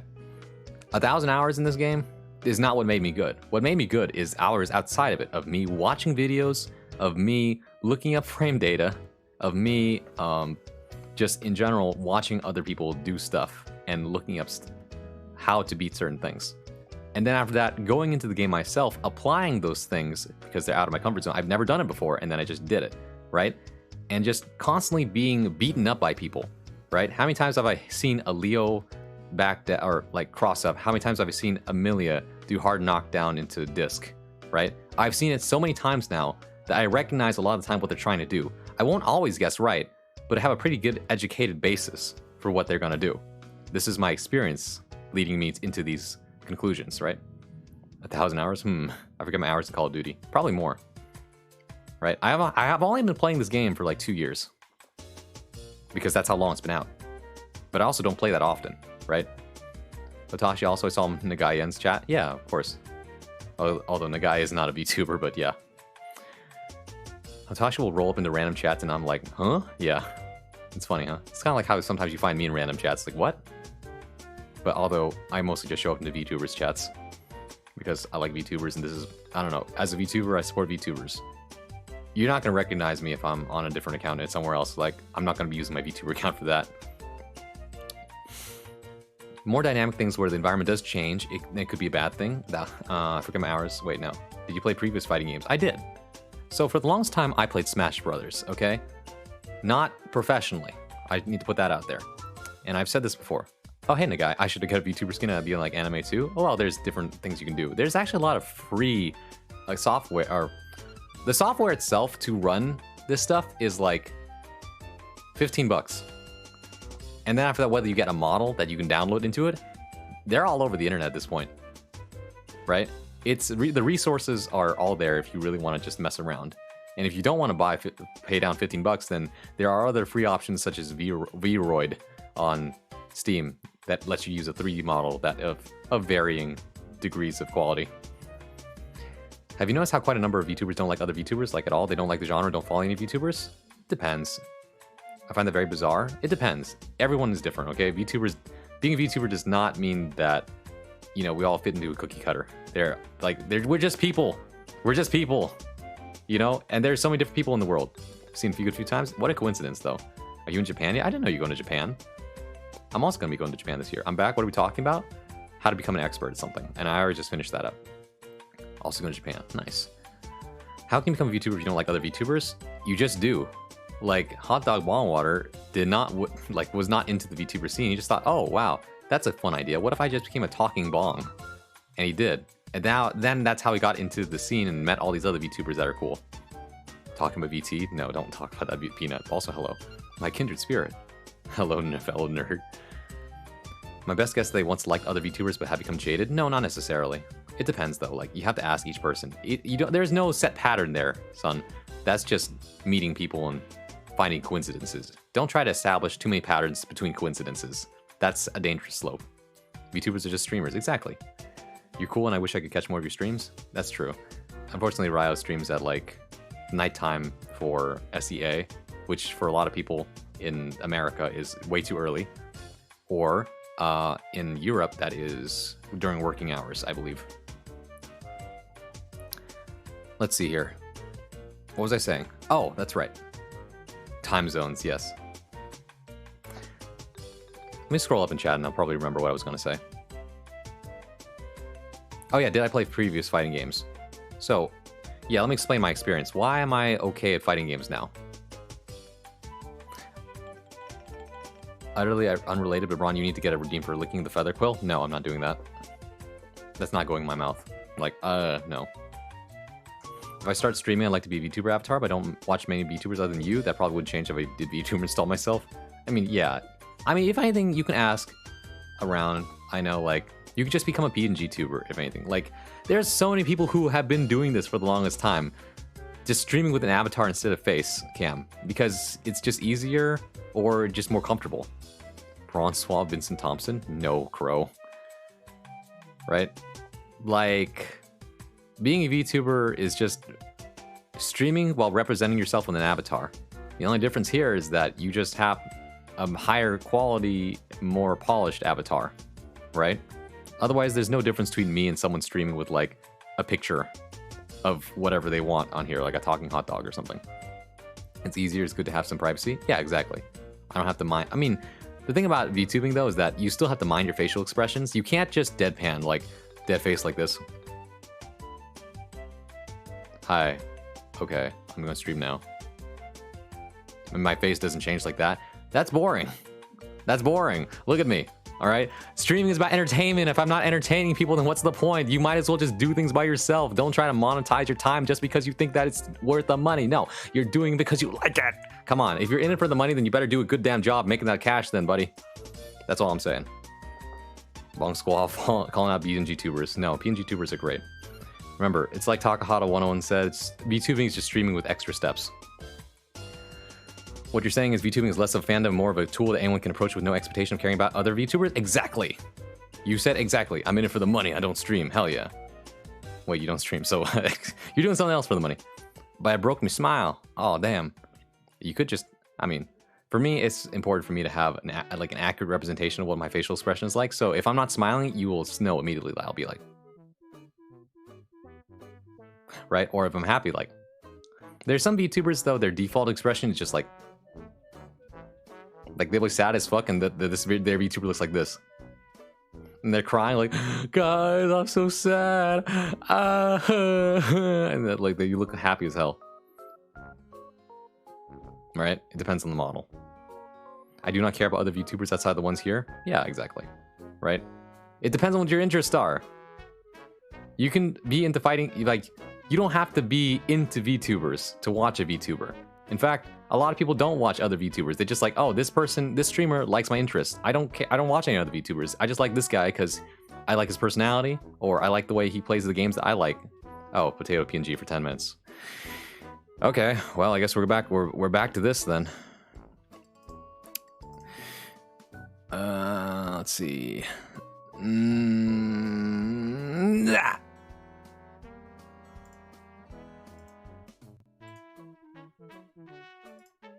Well, here I am again. Let me answer that for you real quick. They begin with a PNG? Yes, this is me. Was me for like 6 months. No, 8 months. 8 months, this was me. Used to be potato all the time. Yeah. Where does Seema get all these points from? He just lurks. The original bronze? Yeah, this is what people were used to seeing me for like 8 months for. The bird is no more. No, the bird is there. He's just flying around somewhere. Is that generally your original PNG? Yes, I admit it got its person. I drew it myself. Idaho install. Hold on, placeholder. Also good to see you. I'd have tens of thousands of points if I didn't use them for farts each stream. Fair. He's back. Thank you, Seema. Well, welcome back, I guess. Welcome back, Potato. I'm not into VTubers. What if I become a monster VTuber? There are plenty of different things. You can be a monster if you want. There's like so many different VTubers that are not just all anime characters, right? There are like Western style ones. There are like anthropomorphic ones. Like there are straight up furries. There are literal monsters, like eldritch horrors, all sorts of things you can think of. There are people who are just objects. I've seen like fuck, man. One of my good friends on here is like a talking bong. I've seen like orange juice cartons. I've seen like a little orange. I've seen, I don't know, all sorts of things. I literally never close bronze stream unless I turn off my PC. Damn, that's crazy. Furries, bananas, yeah. Variety of things you can do to become a VTuber. Trash bags, yeah, you could do that if you wanted to. You even gotta get a talking helmet. Yeah, exactly. There's like, that's the beauty of this. Your creativity is only limited to whatever or the things you can do are only limited to your creativity. I wish there were more GLaDOS-like VTubers. Oh, you mean like, what are they called? Text-to-speech tubers, usually, right? Or mute VTubers, where they talk with text-to-speech. One person I could recommend is like BeeTuber, BEE2, like number 2, and then R, BeeTuber, and they're really cool because they don't talk at all. They have like a little beep boop beep boop sound, and then you see the text come on screen. It's pretty cool. And then most famous example of a mute tuber is technically Zentreya from V Shoujo. If you don't know who that is, it's one of the bigger streamers, and she's great because she uses her own like personal text-to-speech program that allows her to talk without using like an actual voice, and that's really cool. Shinobu is a great MuteTuber. I like Zentreya. The CTS's voice is charming, but I would think it would be interesting if they went full robo. There actually are full robo VTubers out there. Like, they are mechs, usually. It's pretty cool. What's the other thing, though? I've missed our game stuff, but they always scuffed as hell, yeah. But anyways, what was I talking about? Right. So, I put a lot of hours in this tribe. Is that what made me good? No. What made me good is the fact that I had a foundation. I have fundamentals that I continue to build, right? My fighting gun fundamentals actually improved when I played other fighting games. I played DNF, I played Tekken, I played DBFZ, I tried Little Skullgirls, I played Street Fighter, I played, Grand Blue Fantasy Versus, and all of these continue to increase my skill level and my understanding of how the fundamentals of specifically neutral work, right? Different games have different neutrals, but the concept is still the same, right? You play footsies with your opponent because you don't want to get hit. You feel each other out using like whatever, use your longest reaching move, right? Stuff like that. Should play this weekend sometime. It's all talent, don't believe his lies. Braun came out of the womb playing Guilty Gear. Don't say that, that's not true. Imagine having a strong foundation. I'm only getting better because if I don't, Zippy will toss me away and call me a bad student. Oh, really? I didn't know you're getting training. Somehow playing Strive made me realize how I can use stagger pressure in BBCF. Yeah, exactly, right? It's just like, wait a minute. This concept applies not just to this game. Play footsies with your opponent IRL. Damn, bro, that's just literal that's just literally MMA. It's so funny when you're like a gamer, and like especially if you play fighting games, right? I started seeing neutral whenever I was watching like a fight like boxing or MMA fighting, because they're just like, oh shit, bro, they're playing neutral right now. Like, look at him, he's like putting the punches out, and they're not actually hitting them. It's like, oh, bro, I've seen this before, right? Interlocked toes, don't do that. I mean, you can if you want to, but I wouldn't. I think that's, like, it would make me feel weird. It's like, damn, though, those are my toes.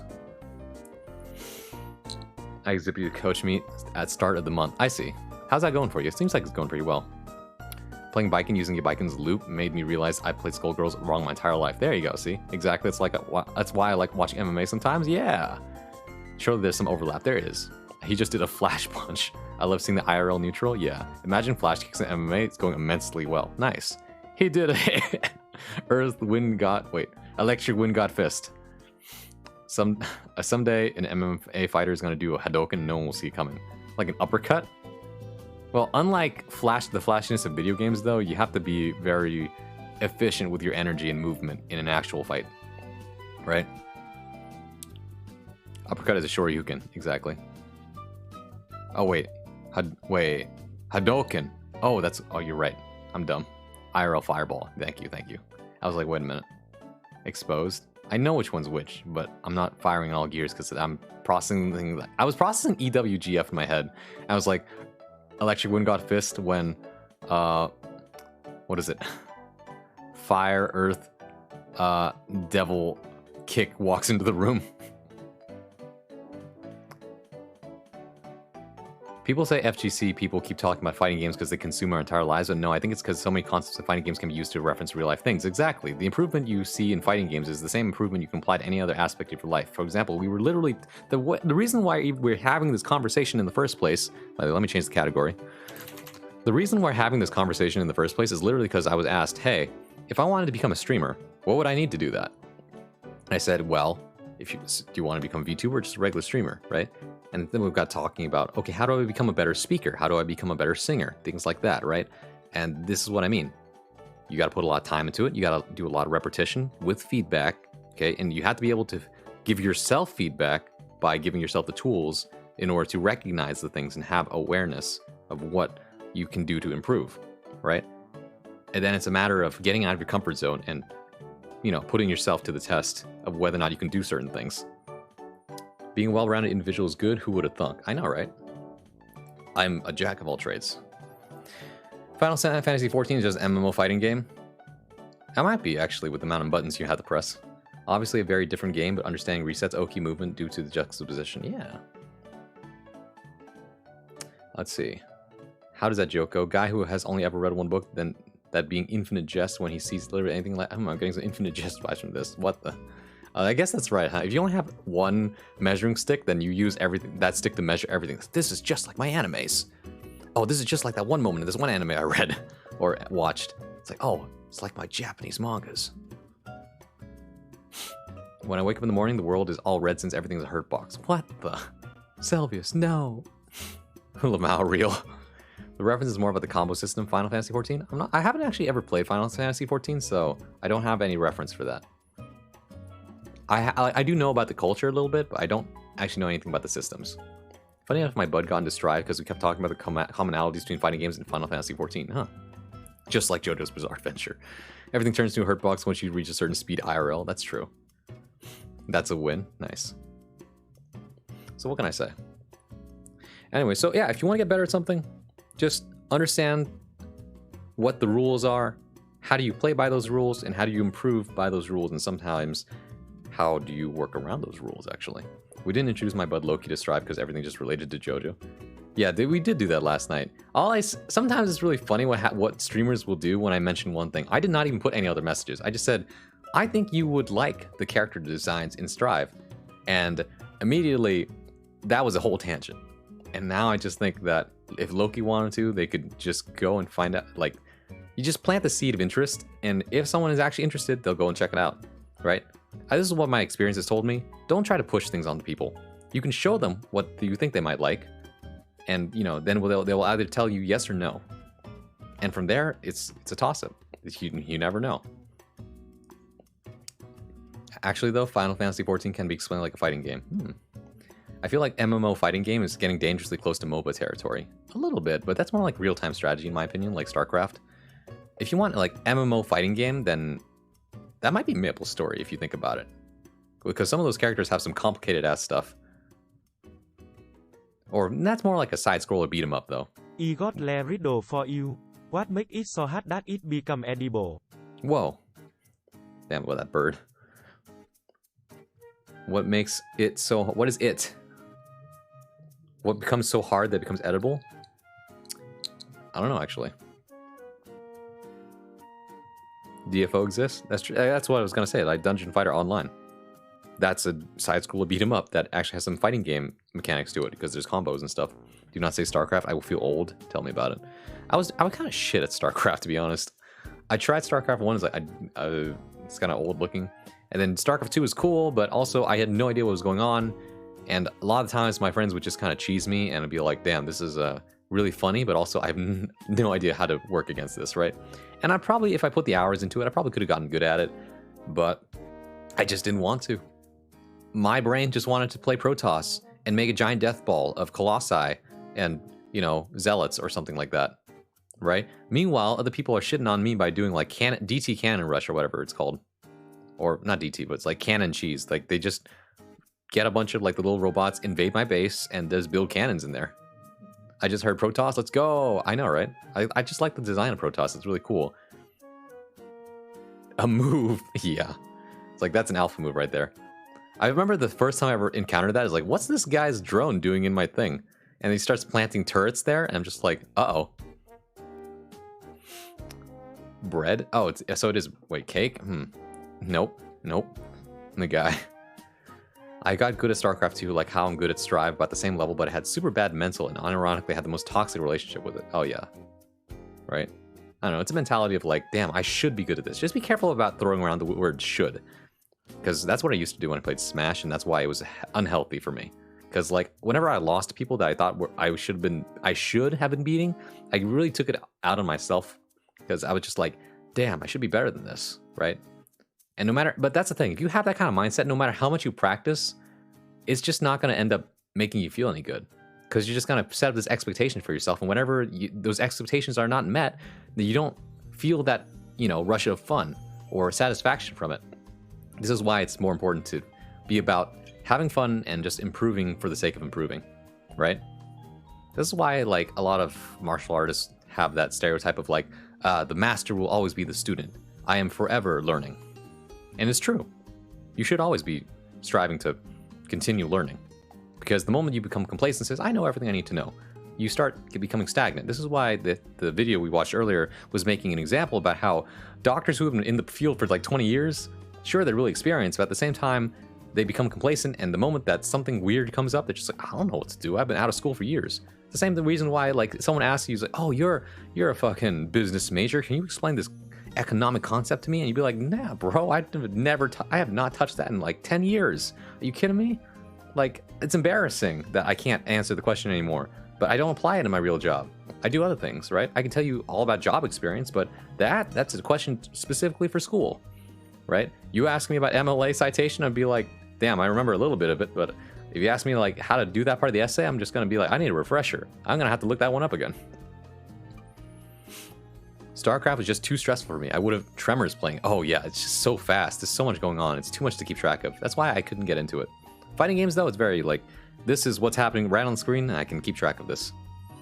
For sure, managing expectations is step number 1 to improving. Dylan says, hello. I can't sleep, Pog. Damn, that's not Pog, that's Unpog. Actually, that's, I hope you get some sleep, but hey, maybe my stream will help you sleep. I found that whenever I listen to my own streams, I fall asleep, which is usually a good thing, because it's like, damn, I'm like tired, and I listen to this, and it makes me feel more relaxed. Huh. No, Brian, you missed my comment? Oh, sorry, let me go back up. Bread. Oh, this conversation about proving in various things has been very fun and insightful. Usually conversations about this of this sort intensely quickly devolve into angry arguments. I feel like it's been very level-headed. Well, yeah, it's because I have a lot of experience facilitating conversations like this. And also just because the only reason why people get worked up is because they get defensive about like the things they want to talk about. Right? It's like, oh, you are attacking me in my opinion. No, I'm literally just talking about stuff. Right? And if you disagree, then I'm just like, okay, well, what about this? What about if I offered you this idea? It's like, oh, I see. Right? It's only the people who are really adamant about being right that things devolve very quickly into argument. Because then it's not about actually learning something. It's about being right. And being right is, well, how do I put this? It can be really toxic for you to always try to be right. Because then you're just trying to belittle other people in the wake of your pride. Pride is very unhealthy for you. I forget everything about MLA. I know, right? Oh man, I'm like in the pharmacy. I need to look everything up. Oh yeah. I like pushing buttons. Yeah, you're really good at it.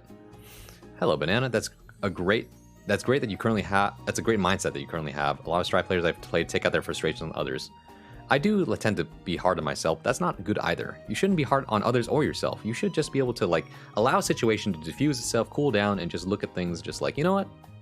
That's fine. You know, move on. Sometimes things are hard, and like the harder things are for you, it's not easy to process, and that's why it's important to have a good support system. Like, damn, I really did not feel good about my tournament results. Like, I know it's fine, but I wish I'd done better, right? And that's why you talk to people like, you know, you want to practice a little bit with me? Maybe that might make you feel better. Let's have some fun. It's like, wow, okay. And you play a little bit, and you remember why the game is fun, and you forget about the tournament results for a little while, and you think to yourself again, next time you enter a tournament, you know what? Maybe I'll do better this time. I've been a pharmacist for like 12 plus years, I still need to look things up. I know, right? Yes. Wow. Medicine's always evolving. That's true, exactly, right? This is why in the video, there's just like, people who just got out of grad school for medicine are usually better equipped to handling difficult situations than people who have been in the field for like years. That's it. People get very defensive about every opinion and ideas they hold no matter what it is. Exactly. Then they weaponize and make them super soldiers. Hold on now. It's hard to admit you're wrong about something you don't always have to directly admit, but it's good to engage in interesting ideas, see where they lead with no silly ideas of getting defensive. Yeah, exactly. I think that's an issue I have a lot as well. I want to be right most of the time. Yeah. Like, yeah, you gotta just like, you know what? That's okay. Like, people might not change your mind, and sometimes you will think, no, actually, I think you're wrong. But there are constructive ways of going about it than just saying, you're wrong, and let me tell you why. Right? It's like, that's like, thank you for sharing that information. Do you mind if I share what I think about it? You know, I don't necessarily agree with that, but I can see where you're coming from. Here, if you don't mind, here's where I'm coming from, which might help you understand a little bit about why I disagree with you. Right? This is the same thing with tier lists. People just like, here's my tier list. Right? Your tier list is wrong. Well, okay, well, I've explained my tier list, and hearing what you had to say about your tier list may have made me change my mind. But then again, I think some of my points still stand, and I think you might have missed those points. Right? I don't know. But then that's how you get into like heated arguments over Twitter or Facebook or whatever. Long paragraphs of just like, let me explain why you're wrong. But I understand what you're saying. And then you sink all this time into having this deep conversation with someone that you probably never talk to again in your life. And just like, it's very rare that someone you get into a heated conversation with ever becomes like an acquaintance or friend of yours. It's just like, you put all this energy because you don't want to be wrong. Right? It's just really funny. It's mature to call things like they are and then confront the elephants in the room. Yes. I refuse to feel good while Baiken parries 130 damage. Well, that's just, you know, it's strong. Do be pretty high? Yeah. So your Baiken can be like, oop. What is that? Oh, that's the Yozansen. Yep. Yozansen. Ironically, every time I am impaired, I play this game so much better as to when I'm sober. Maybe the answer is just more mindless bunga. I do find that, like, sometimes autopiloting is a good way to get better at this game. Because you want to see what your flow state is. I want to avoid saying you're wrong to people because I don't like invalidating people's feelings, but sometimes I think it leads me to not being very persuasive. Yeah, in that case, like I said, I recommend you use this language. I disagree, like, I see where you're coming from, but I disagree. Right? It's not, I don't want to shut you down. And here's the points I understand and I think I agree with. But if your whole conversation is just, or if your whole, like, argument is just, this thing is dumb, and I disagree with that, then like, okay. I can see why you think that's dumb, but here's my experience of it, why I can tell you I don't think that's dumb. Right? It's just understanding and listen. It's first off listening to what the other person's saying, and then understanding what the main points are. Because sometimes people will miss the main point of something, right? If I said, I think pancakes are great, and someone says, you hate waffles, classic Twitter example, that is an example of a person who is not really listening and making weird assumptions, all right? By the way, for the record, I love pancakes and waffles. If you ask me which one I prefer, it depends on the day. But most of the time, if you ask me for like a good waffle, I'll be like, oh, hell yeah, because I like the way that waffles catch syrup in the little holes. Pancakes are great, though, especially if they're fluffy. Also, are flapjacks and pancakes literally the same thing, with just a different name? Anyways, that's unrelated. I would, however, like to learn how to argue dishonestly one day, because like you can be arguing for a point you know to be right and the other person's dumb, they refuse to accept. In that case, it benefits you to be absolutely flatten them with a cheating argument. That's called manipulation, and I would recommend that you don't make a habit out of that. It's not mindless that intoxication defeats your inhibitions and you enter the flow state. Yeah, overthinking can be an obstruction of the senses. Exactly. Like with good comedy, I don't like saying no. I like saying yes, but I think it needs to me subtly agreeing with things I don't actually believe with. Remember, Be firm with stuff like, all right, I need to be true to myself. I need to tell you that I'm uncomfortable with that, or I didn't find that funny, and that's okay. People will always appreciate you being honest rather than flattering them and not really giving them good feedback, right? Don't be rude though. Don't just say that sucked, right? Be like, or unless they can handle it, but just try to gauge how well that person is at taking feedback, and then work from there. Let's see. Sometimes all you need is senses. Exactly. I can see why Twitter is like that nowadays. Yeah, I don't like pancakes either, but I like my waffles plain. I do like my waffles plain too, but I don't know. I'm so used to eating it with syrup these days that, you know, some people like it with cream. Some people like it with fruit. I don't know. Waffles catching syrup in the little holes. Ha! You're biking. You're biking. Come on. that zoom in makes me look so short. I like both. The waffles are more a dessert thing, where pancakes are a breakfast thing. I would say waffles are a breakfast, depending on it. Well, it really depends on your background and your upbringing. Like, I've eaten waffles for breakfast all the time, so I associate it with breakfast. My issue with waffles are that the toppings tend to be grouped up. I prefer the more even spread that comes with pancakes. It depends. Like I said, I like the way that waffles catch things, whereas pancakes, everything tends to fall off when you're eating it. That sucks. Gick and Shad. Do people outside of England know what crumpets are? Let's see. I know of the word crumpet, but sometimes I always get confused because I never eat crumpets. I don't believe in the country of Europe continent. Oops. Africa's a big country, guys. No, it's a continent. Communicating criticism is a more important skill than having the right criticism. As a teacher, that's a very important skill to learn. Yes, and that is why I have a master's degree that actually taught me that about work, because we had to do so many workshops in creative writing master's class, and just like, okay, I would appreciate it if people gave me good feedback, and let me return the favor by giving them good feedback. And this is what good feedback looks like, right? This is what the professor taught us. I don't know what a crumpet is. I don't believe. I know what a crumpet is, but I've never heard of it. Had it. Oh, never had it. Yeah. Other than them being British, my favorite continent is Rome. Hold on now. Maybe that might have been true like thousands of years ago. I thought crumpets were bugles, the chip, for a long time. Not quite. Brontato. Yes, Ryan, I know. I should switch back now. Okay, well, this was fun. Brontato got to lecture you for a while. All right, here I go. Yep.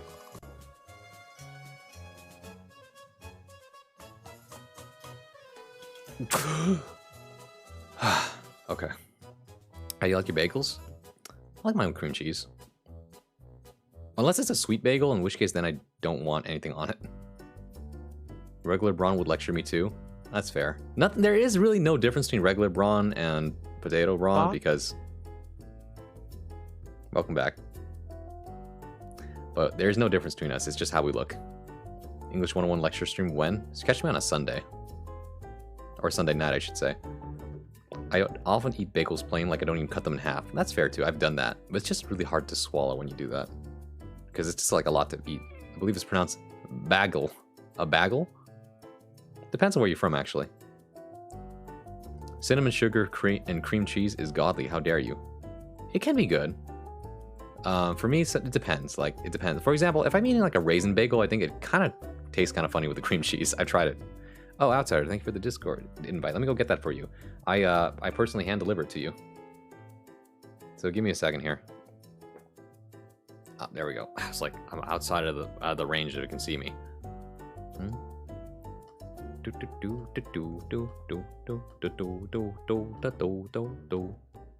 Yeah. I want a bird with the invite? What do you mean? Like, you want me... So if I do this, and I do... There you go. Bagels are invented by Jewish people? Perhaps they have Hebrew pronunciation? I mean, at some point, things become reappropriated for a different culture. Kind of like how we say pizza's American even though it's technically Italian. I think lectures today have been very good. I learned a lot about myself. And, how I operate and how I can grow. Yeah. Hard to swallow. Yeah, okay. I've had one bagel my entire life. It had cream cheese and salmon. It was only okay. Oh, that's a lox bagel, I think. That's what the salmon is for. Usually the salmon is very salty, but sometimes people like capers and stuff on it too. I'm personally not a fan of raisin bagels. Yeah, that's fair. Oh, I don't get the hype with bagels off of that one I had. Yeah, it's hard to find a good bagel. You've only had one bagel? Your model, it's back to normal? What? Yeah, I know. If I'm like all the way out like that, then like it's outside of the range of what the camera captures. So it's just like, whoa. For example, we do this. It freezes. Right? Because I'm out of the shot. Damn, I gotta go to Israel one day to eat Jewish food? Really? Actually, I can see that. I mean, you are half Jewish, right? Falafel. The best kind of bagel is pumpernickel, and I will die on that hill. I've never tried it. I'm willing to try it. What do you eat with a pumpernickel, though? I'll find you, and I'll make you a bagel, and I'll make you eat it. Good bagels are delicious. Mid bagels are mid. Sort of makes sense, yes. As your Jewish people, we still eat bagels a lot. Yeah, I like how a lot of you are now writing it as bagel, so I pronounce it as bagel instead of bagel. I'll take that as an authority on the pronunciation then. I don't know. You can say however you want.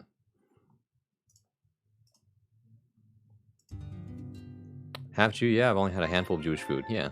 A lot of European cities have old Jewish towns, got good ass places to eat normally, yeah. Jewish food is pretty cool. It's also why we have like stuff like kosher salt. All right, everybody. I think I've gone long enough into the talking part. It's actually pronounced how you thought it was originally. Bagel, right? I love challah bread. Optimal for bread pudding. Oh my god, he's finally playing Guilty Gear after 2 hours of talking. Crazy. Let me drink some water.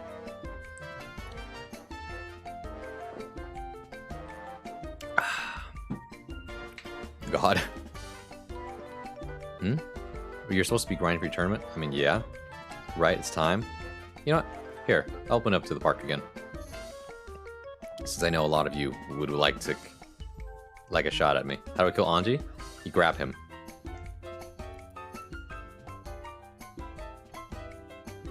I do not know who the rest of these people are. But, you know. Why did you pronounce challah like that? Because I don't know the correct pronunciation of it.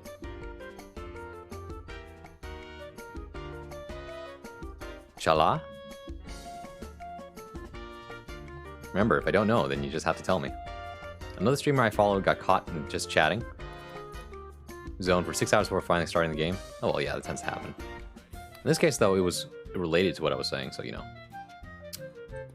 Pancreas is here. I don't know who Pancreas is.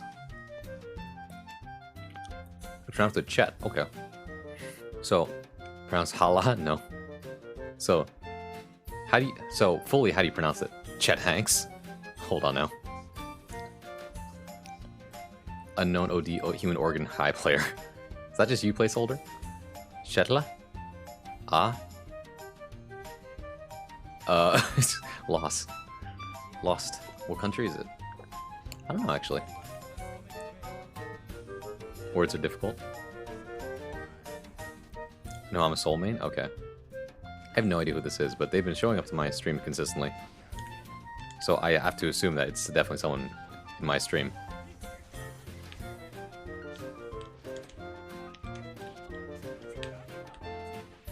Oop.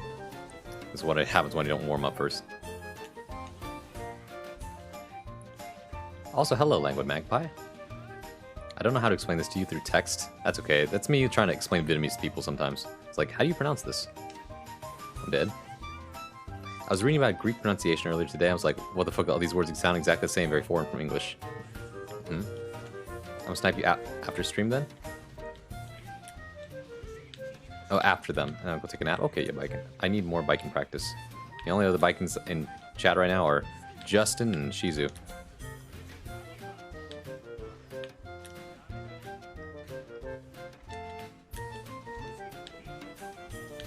Wait, is this Outsider? No, Outsider plays Geo.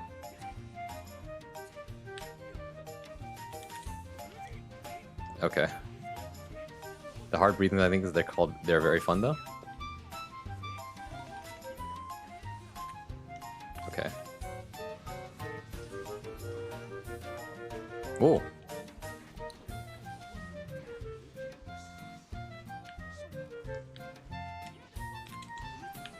Oh my god, I missed it.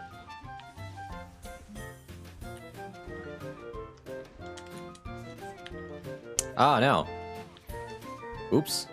I was trying to PRC that. I'm a Nago player. That's not true. I mean, you can play Nago. It's not.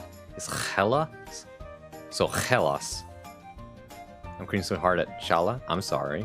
Like I said, I'm literally just pronouncing it.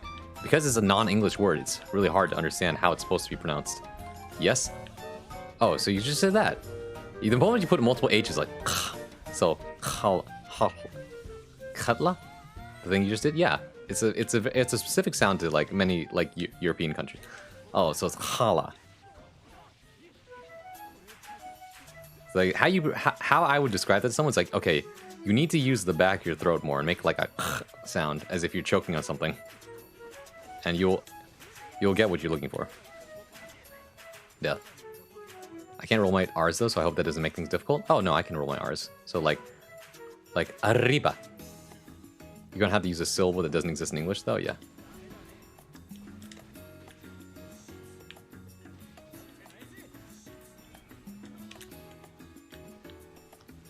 That sound in Hebrew? Yeah.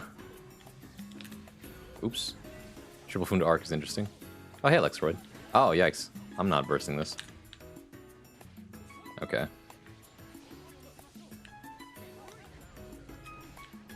A little too far.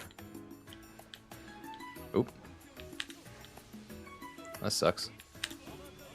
That doesn't reach far enough. That sucks. Well, I have to burst here. That's gonna hit me. I can't block. Because I backdashed in the air. Anji moment? Yeah. Peak neutral or something? Or something. Funda Arc 3 times in a row. Yeah, I mean, I wasn't looking for it, so I didn't 6p.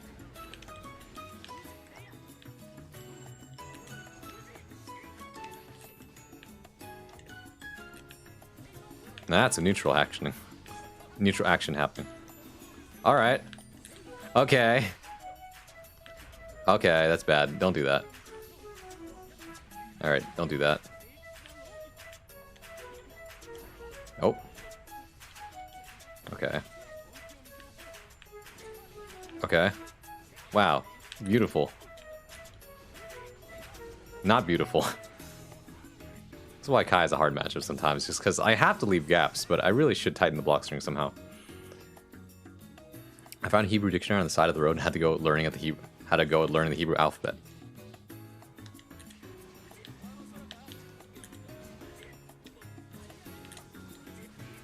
Damn, how did you react to that?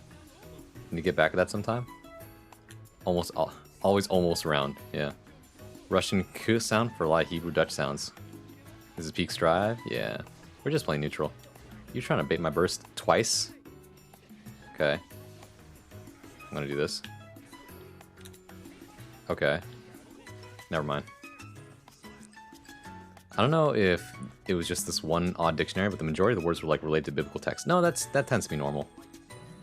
For like, especially religious cultures. Almost always. Oh, I see what you mean. Okay, yeah. I need to do something else rather than use Fujin. Fujin follows are not good.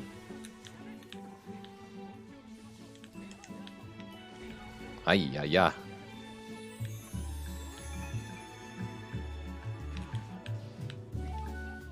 Gotcha. Oh, I should have blocked the burst there.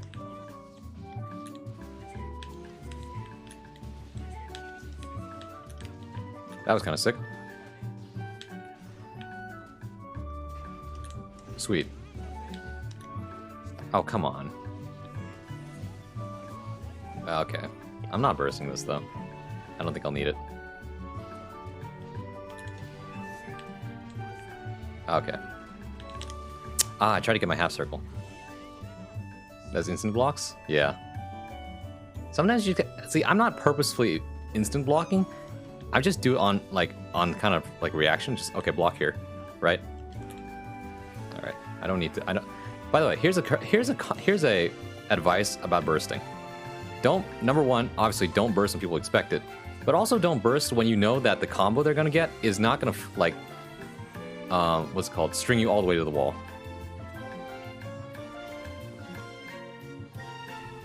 Okay. Oh.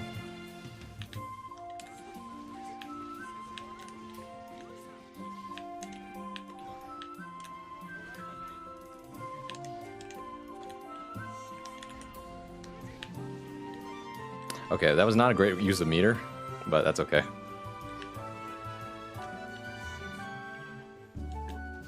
Oh shit, I'm dead.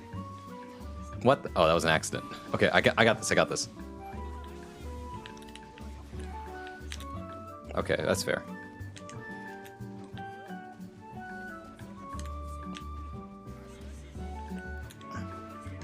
Ah, okay, I was like, damn, I'm a little afraid of doing anything off of Fujin because he might DP. That's where I was like, okay, after but I forgot that after Fujin is highly negative on block, so if you actually hit somebody with Fujin, you're gonna get punished for it. Whoops. Anji, and it gets anyone DP is frustrating to watch. That's fine. That's the memories. I mean, if you don't like it, then, you know, Anji's not the character for you. There's better characters with dealing with DPs. For me, I'm just like, well, that's just part of the game for me, so I just gotta be like, you know, oops, I just gotta play around it. Is Hebrew a strictly liturgical language, or is it a conversational language? I don't know, actually. Latter, very much so a living language, I see.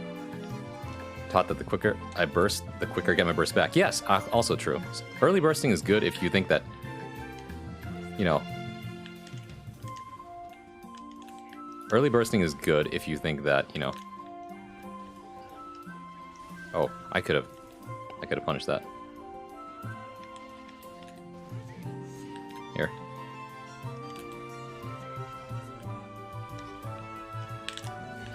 Ah, I tried to cancel it. I gotta practice more. Shame because I think it's an interesting language. Learning Hebrew, since the only thing I would read is Jewish religious texts written in the Bible, I think I'm thoroughly burned out from. You do a lot of studying, I'm not gonna lie. Fujin bad, Anji bad. Very cool though. This is the reason why he's not the best character, but played at a high level, he can do some amazing performances. I don't know, it's mostly a Reed's character in my opinion.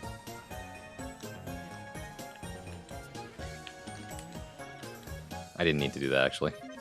DP is just a free grab if you have the balls for it. You know? Like, clearly someone is listening to me.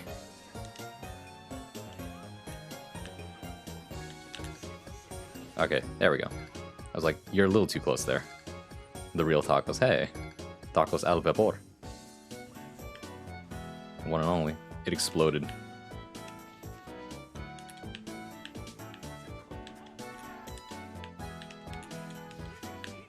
Ah, shit.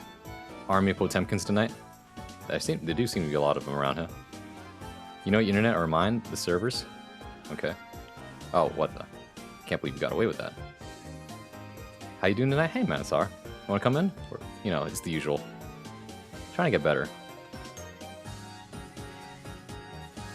The Bible's actually very short in my opinion. Most of the people are scared by its size, but if you really think about it, it's like a third of the Harry Potter series. Albeit much more dense. Damn. You read the commentary, it's still shorter than Harry Potter. I guess that's true, yeah. The Bible is surprisingly sparse with what's in it. That's 5. Well, I guess we can keep going. You read the commentary, it's still short. Oh, wait, no. I can pull it for a bit, yeah. I feel like I'm doing really well, though, against Kai for once. That's supposed to be 6p, not a butterfly. Oh, damn, it reached.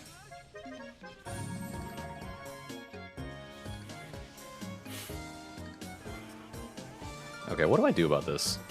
Hard knockdown, run up, do something. I just had to hold backward there.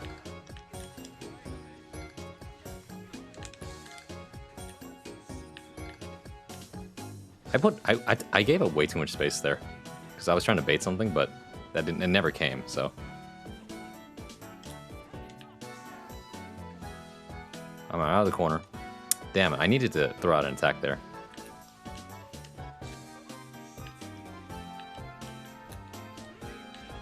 Finally. Oh, nice backdash. Okay. What a Kai? Yeah. I still don't know who Pancreas is. Pancreas has been here for like every single day this week. I still don't know who they are.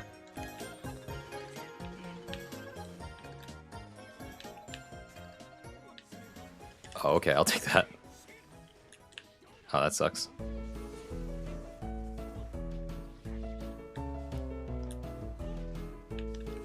What? I was facing the wrong way. We teleporting? Okay, nice grab. West 21. Yeah, you can pin the message, Justin. Slash pin. This is checkmate. Never mind. Okay, here we go. Oh, I did it wrong. I was trying to do 5K and to jump JK, but it ended up being JK instead. That's not the right room. I refuse. Damn, okay. You'll have to change the thing then.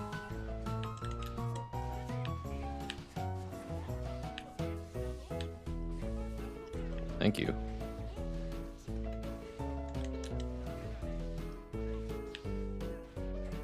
Oh, it finally worked.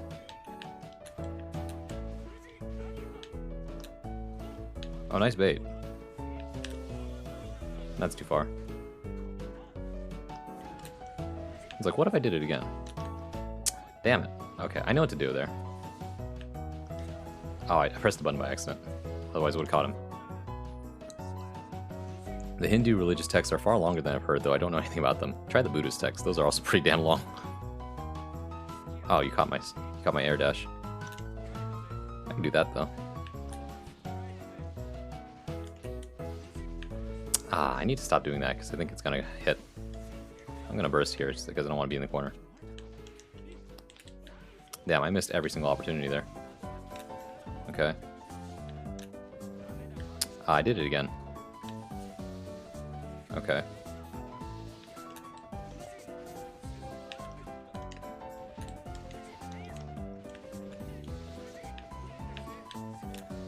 Nice. Oh shit. I did the dumb thing again. I didn't need to do that. Is parry negative on block if you get the 2-hit version? No, it's plus. It's plus. Because it causes guard break too. I just shouldn't have done that. Incorrect to associate Buddhism with Hinduism. It's not incorrect. They're both from the same. They're both very different religions, but they come from the same place, which is India. Oh, okay, fancy. Oh, okay. No burst bait. No burst bait. For the last time, burst baiting makes you worse player, unless you correctly know the setups. I fucked up. Oh. Okay.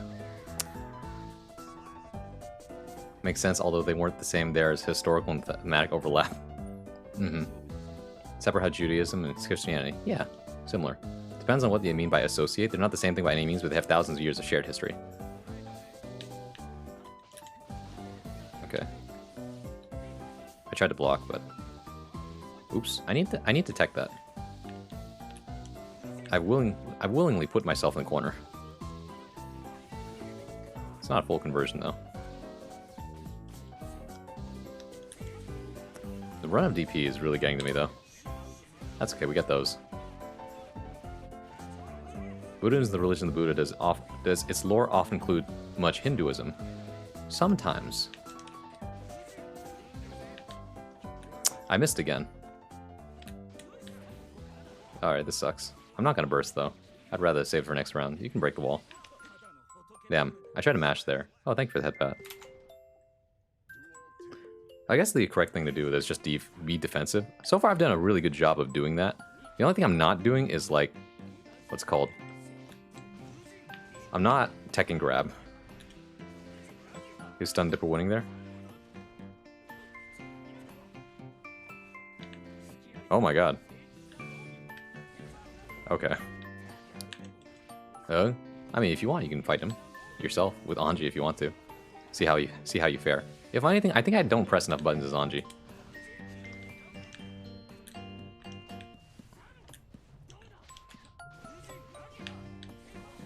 Okay. Whoa. Damn, my 6P didn't come out.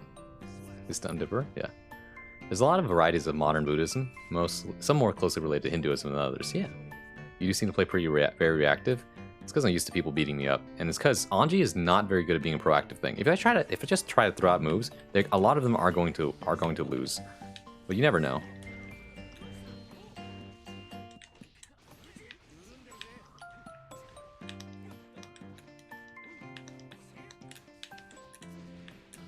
I guess I should try that more often. I should just start throwing out moves, huh? See how that works for me. Like, maybe I'll actually start winning more.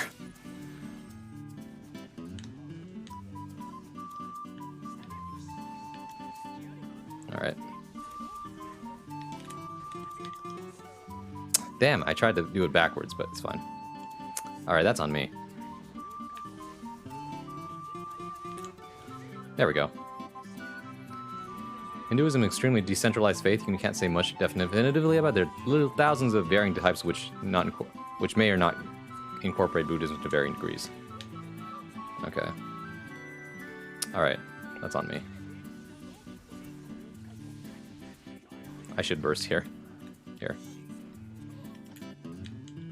Okay, that's fair. Alright. I don't know about umbrella term, though. That's true. An umbrella term. Anji doesn't really get to play proactive. He can, but it's kind of dumb. Anjis who play proactively are kind of unhinged, to be honest, because they just keep holding forward like there's nothing holding them back. Like, you know?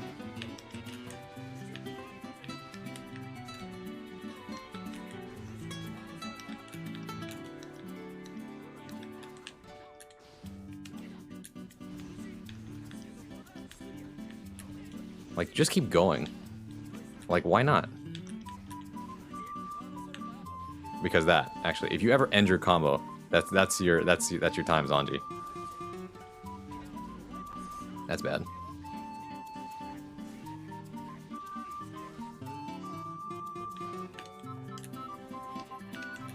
Ah, you can't punish that one.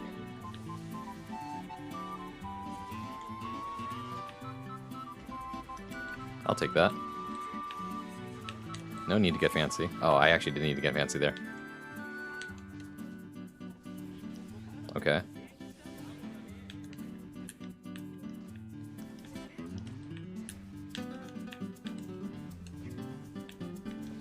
Gotcha. Nice burst bait. Thanks, Francois.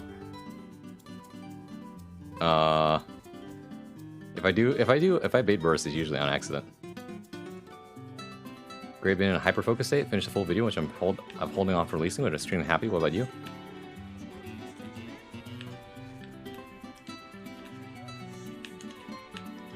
Oops. I should... Oh, I know what to do. Oops, not that, though. Okay, not that either. Burst baiting.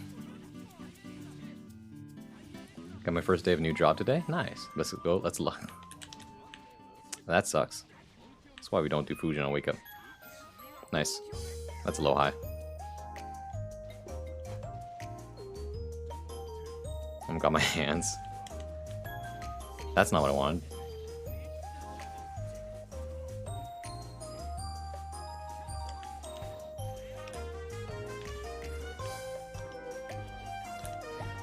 Ah, if I held it a little longer, it would have been fine. That's some dipper. Oh. I need to press a button. Wow. Ah, damn, I didn't reach.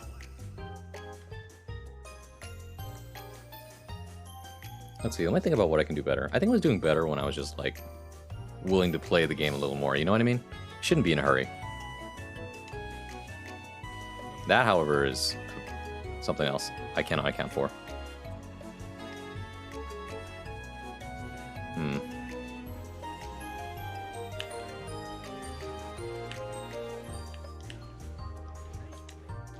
I mean, I had to do it. At least once, you know? Because they've shown that they do that. Alright, that's on me. That's bad. Don't do that.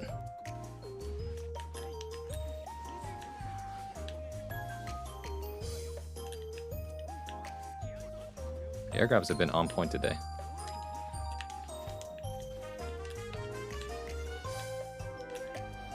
You had ample opportunity to do stuff there, but you didn't, and that's okay. Hold on. Oh. Okay.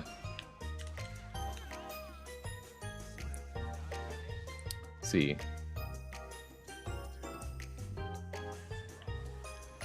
First day of the new job today.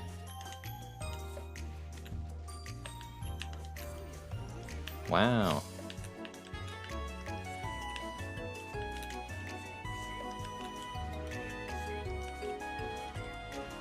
Gotcha. Not you, Bronze. Tell him. GG player. Thanks. Oh. Are you the soul I'm fighting? Uh-oh.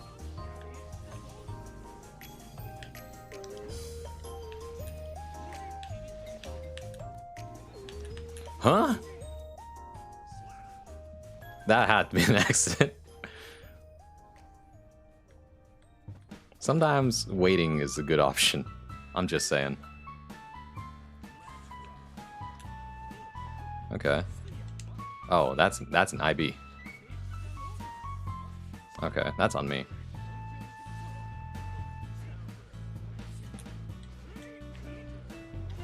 Okay. Oh, there's the Sun Dipper. Wall break. Okay. Oh. Uh-oh. Okay. I'm not gonna do that. Okay. Okay. This new metagame is a little staggering.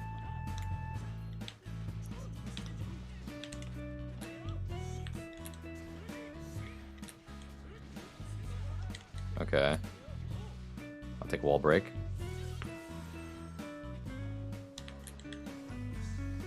Oh, that sucks.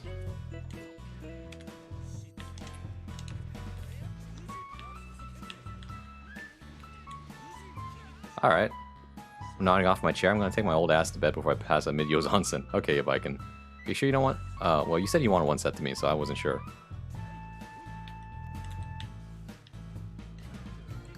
Take care? Okay. Good luck with training. Okay, Biken. Thank you for coming. Thank you for sticking around. And I hope you have a good one. Get some rest. Oh, shit.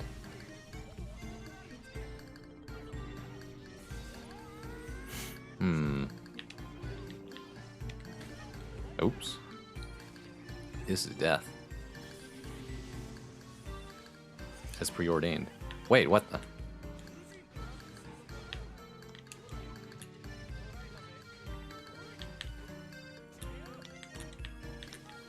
Okay.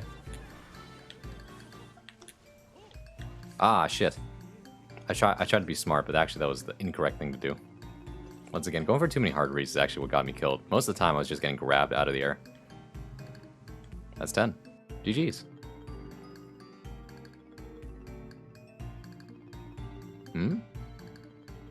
What did that say just now? Also, hello, Mansar. Hold on. Pancreas will be your bracket demon /back? Maybe. I don't know who that is. That's battle. Oh, sorry. That's not what I meant to press. I wanted to look at chat log. Here we go. Left button. Moon landing was fake. Oh, that's what they said.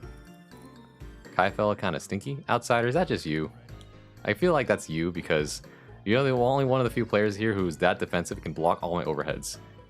So, also because I appreciate it if you are Pancreas and just trying to teach me some things. Because I appreciate players who will just use the same cheese over and over until I understand. Right? This is what I usually do for beginners. Like, I just spin at them and it's like, okay, you need to learn how to grab me. Okay. And then they proceed to trial and error until it finally works.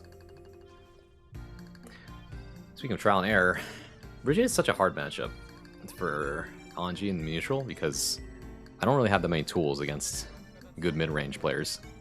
Throw them off the tree until they learn to fly. Exactly like Steroid. Well, maybe not like that. That's how you break people's necks. Oops.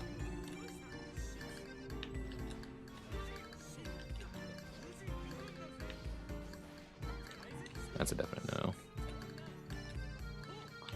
Don't do that.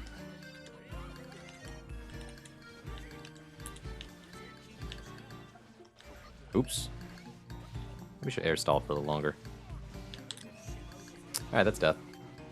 The only thing I will boast about is being a demon in at the Anji matchup. Yes, I know that. I mean, honestly though, taking 2 games off of the Kai, I'd say against someone whose fundamentals that's not like a strong Kai. That's a person with strong fundamentals. That's just sad.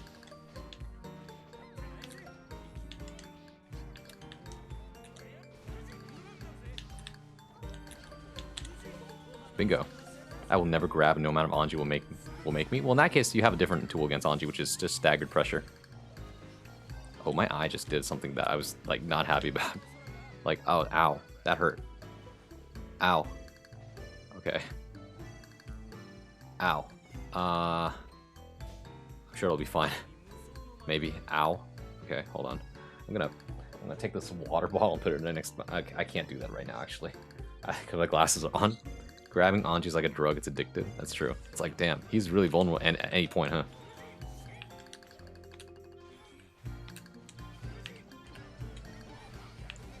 Oop. Okay, here comes the bridge mix. Alright, I'm not dealing with this.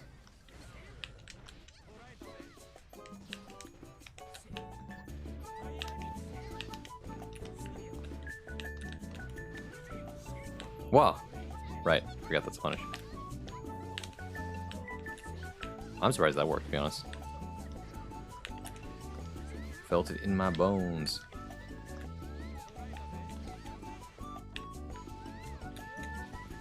Oh, it doesn't kill. What a waste of meter. Don't make me grab, I don't want it unless it's snip snip. Bingo.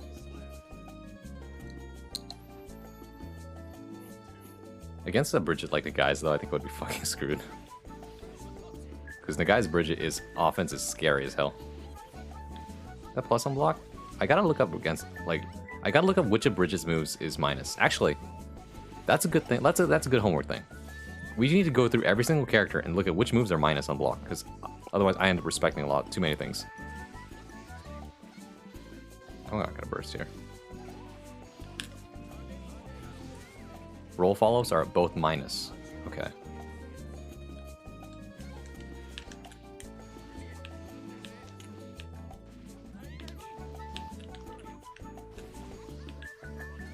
Oh. Ah, shit. Break can be spaced pretty safely, though. Okay. Because only -6. Alright. Need to be careful here.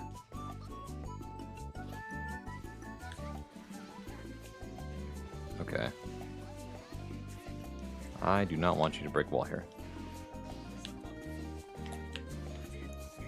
Ooh.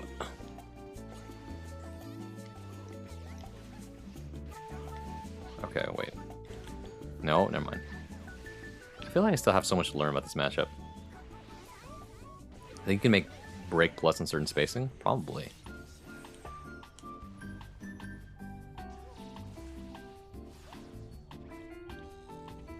By the way, guys, I need you to hard cut me off at like 1:30 a.m., okay? When you see that clock over there, say 1:30. Alright? You say, Braun, you need to end. You need to end. You need to sleep.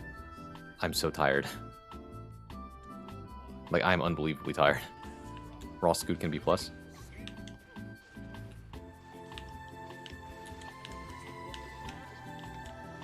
Ah, shit, that's not what I wanted. Okay, super. I won't. You might be thinking of empty raw. Oh, huh.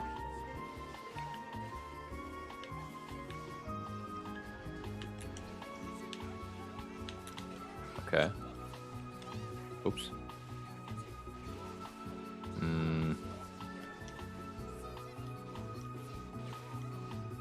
Nope. Oh, hey, it's 10-fingered. It's a 10-fingered pot. So my stream attracts all the good pot mains because they love grabbing Anji. How did I side switch? Oh shit! I felt it coming.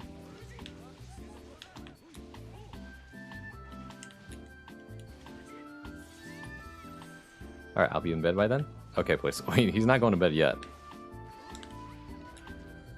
Oh, oops. I didn't realize that was counter hit. Got it. It's an RPS. Okay. Advice for round starts in that matchup. Oh, okay. My spine has been turned to jelly by pot. Yes, Matasaur. The chip lifestyle. Alright. Here. Oh, that's bad. Block, just get... Just get comfortable blocking here. Never mind. A little too comfortable. Super. Gonna head out now, but need to prep for tomorrow's exam. Good luck, Murdoch. Good luck on your exam. What beats Fukio Beyblade? Blocking. Okay, unless they do something after Beyblade, then it's negative. Beyblade is negative on block. Jump back. Neutral jump, button falling down. I see.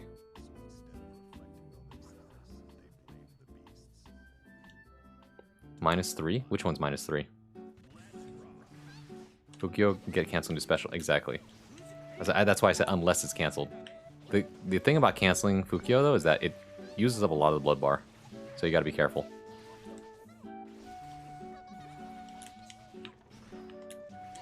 Some people are just built different. I can't believe it actually worked. Blocking can be scary, yeah. I should 2S or jump. You either preemptively do something about it, or you, you know, try your best to react. Jump is safest.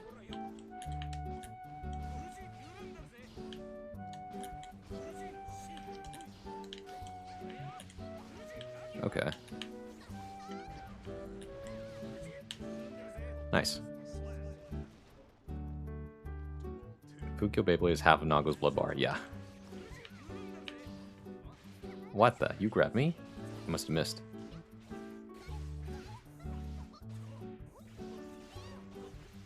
Okay.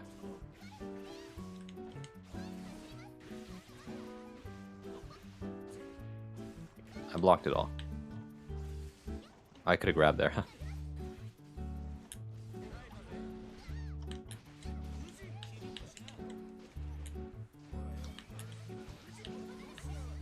Oh, okay. The side effect of blocking all that is just, I feel like it made you really nervous. It's like, damn, he blocked all that? Shit, I'm out of options now. Okay, well, this is where panic tends to set in, right?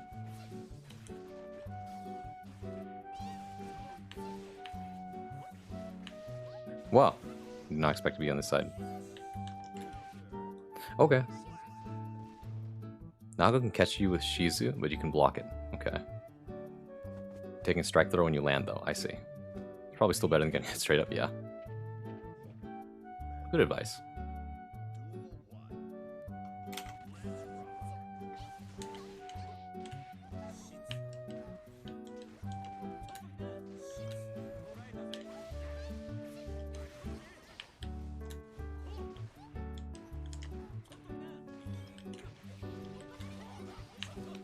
Ooh, this sucks. Oh, that sucks. Also sucks.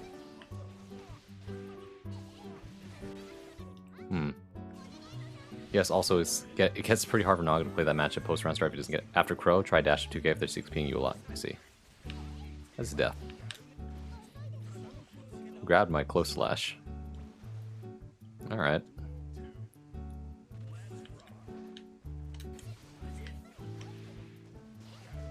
Reaches pretty far, huh?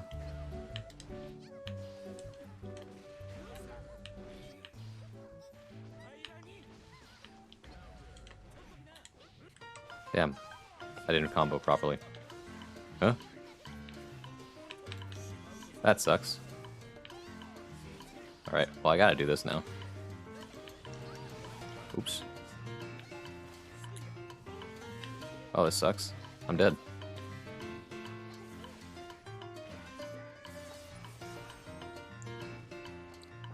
Most times you didn't win after a round start, you lost? Well, yeah. Round start is an RPS situation. If you block Fukio Beyblade, the biggest things you should look for are Shizu, which are a high-risk meh reward option, because Nago's already so high-blooded, you can only really far slash after that. Fukio back, which is safest for Nago, or BSE, which is risky but very high reward. Ah, I see. That's why it's easy to zone Nago. Yeah. What happened to my pickup?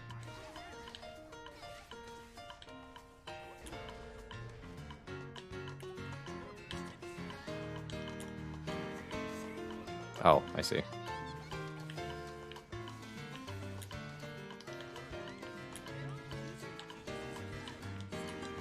I'm so late. Hey, Zan. Good to see you. Oh, what the?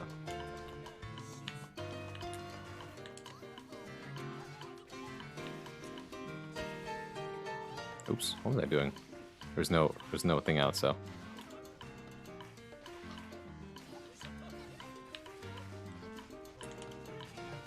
Gotcha.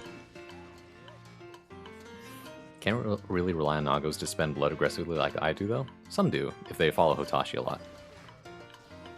But if they're the school of Nubenheimer, they usually don't do that, though. Counter hit into stand there menacingly to run up grab them out. Yeah. It's like, The only ones who rarely spend blood. The ones I like use it liberally, but not try not to pop. That's you and Dib, actually, yeah. You play similar Nagos in that sense, but your Nago is a little more defensive. I did not need to do that there. So you need to remember, don't Ko. Nice. Kind of felt weird to play neutral against you when you have blood. Yeah. And that is the ones who just go crazy and pop every round. Yeah. At a risk, though. You need to know when to pop is the thing. Nice. Against Fireball.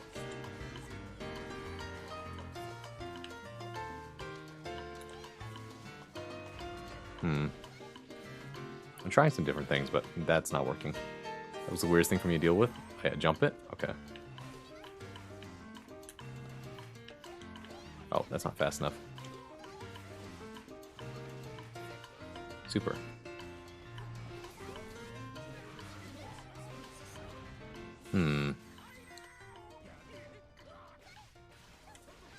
Damn. Shinzo. If you can IAD over it, punish me. I see. Let's cancel Shizuriki. Justin knows all the names of the moves. It makes me jealous. How's everyone doing today? Everyone's doing pretty well. You missed a lecture on what it means to be an expert at something. That's all you missed. Basically, bottom line is,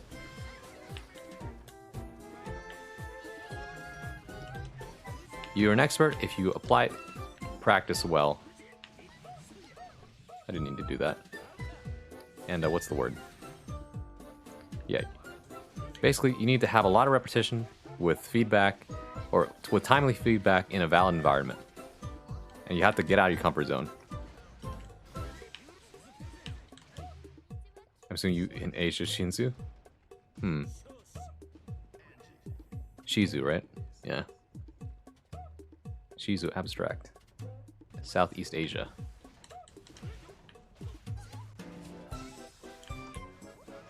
Damn, a little too far away. Singapore.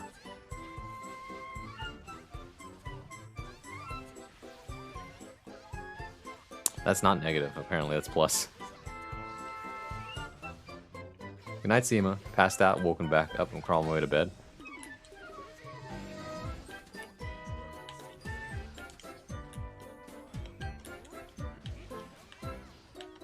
Okay. Wow.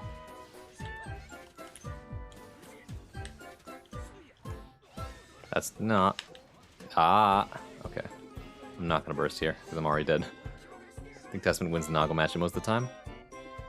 Tess is one of the Nago's worst matchups. Konfuki was the only real threat in that matchup. Okay, don't do that. Gotta stay grounded. I did it again. I did it again. Damn. Nope, that's not plus. That's not plus. Oh, there it is. Ambiguous high-low mix.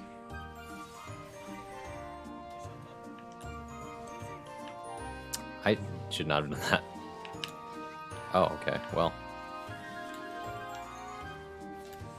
Okay.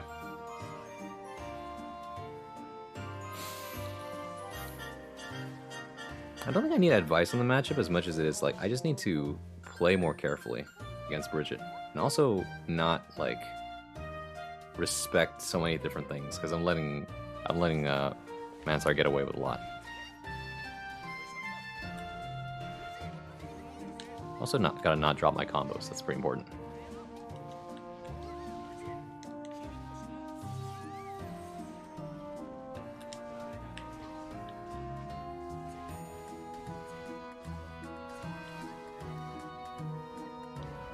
Gotcha. IBF to use very strong wake up against Bridget.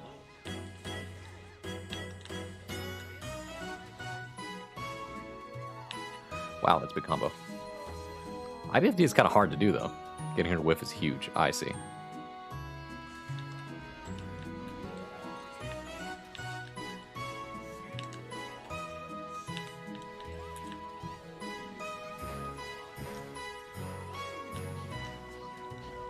That's not what I wanted. Oh, nice.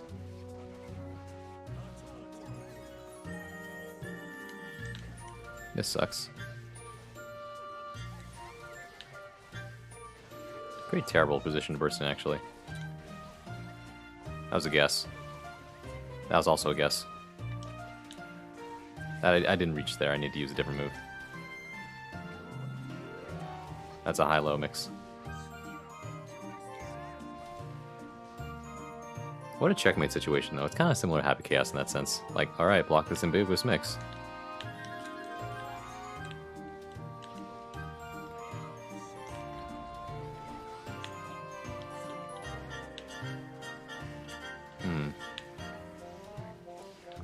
Oop. Pants grab. That's an IBFD.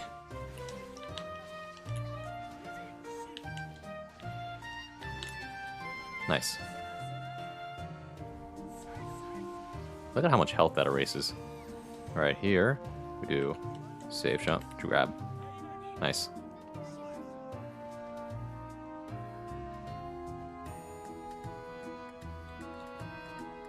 One more. One more.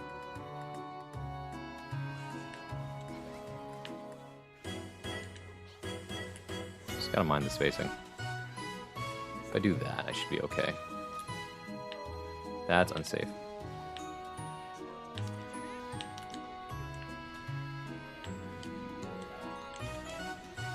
That's crazy. Okay.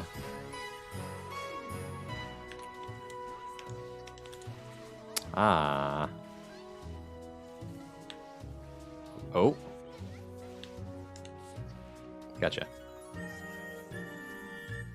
Just gotta pay attention. That's all.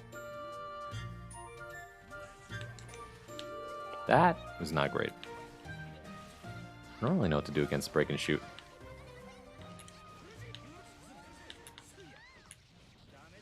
I'll keep bridging in the corner.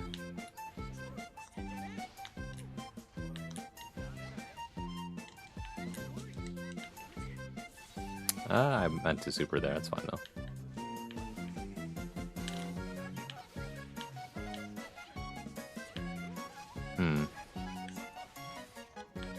Gotcha.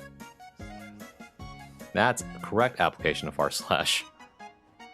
Far Slash is a great poke tool when you think the opponent's gonna whiff. Yeah, I got one more. This one's for all the marbles.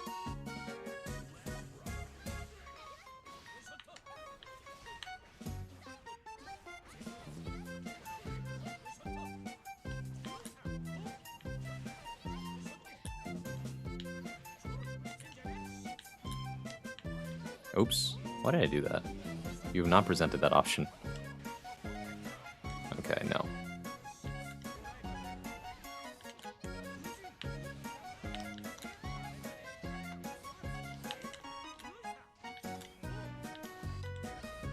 Okay. Okay.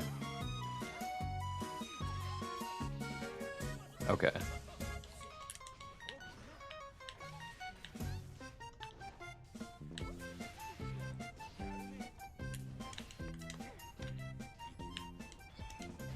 Oh shit, I'm dead. Wait a minute. Wow. Oh, that's crazy. Oh, that's so funny. I didn't think it worked like that. It really does just home into people, huh? Oh, that's my bad, bro. That's my bad.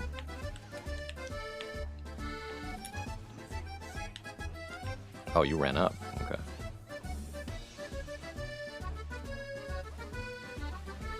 Okay. Oh, nice block. Bruh, that's so rude. Oop.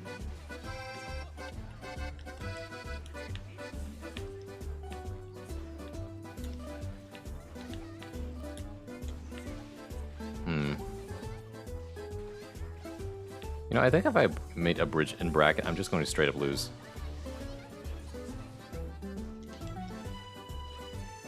I'm out of meter. I tried to grab, but I accidentally air dashed.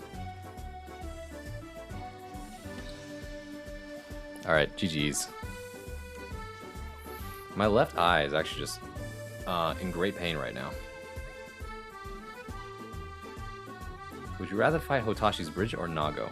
I would say I'd rather fight his Nago. I know it's better, but I think Hotashi would destroy me in the Bridget matchup simply because Bridget just has a better matchup against Anji. But that's not to say that I'm guaranteed to lose against Bridget, I'm just saying that it's harder.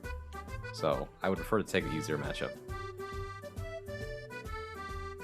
I'm the only one awake right now, and usually I don't notice how quiet it is, but tonight I do. It's kind of a nice feeling, right? Thanks, Bronsois. Okay, what was I saying? I gotta put this cold thing on. Oh, I almost dropped my glasses. That was close. I gotta put this cold thing on my eye right now. Oh my god. Yeah, okay. I have been staring at a screen for way too long. I think I'm just gonna spend some time with my eyes closed, okay, guys? And just talk. Alright? So let me analyze real quick. Right? What happened in that match that caused me to lose? I found myself in a lot of different checkmate situations in the corner because it's really, really hard to block Bridget's mix. Because that's an ambiguous high-low mix-up that you just have to guess. The one time I guessed correctly was because I was lucky, not because, you know, it's easy to block. What did I do in neutral that got me into those situations, though? For the most part, Bridget has a lot of options to close the gap and put me in the corner, right? Bridget's normals are reaching across the screen, which are a lot longer than mine.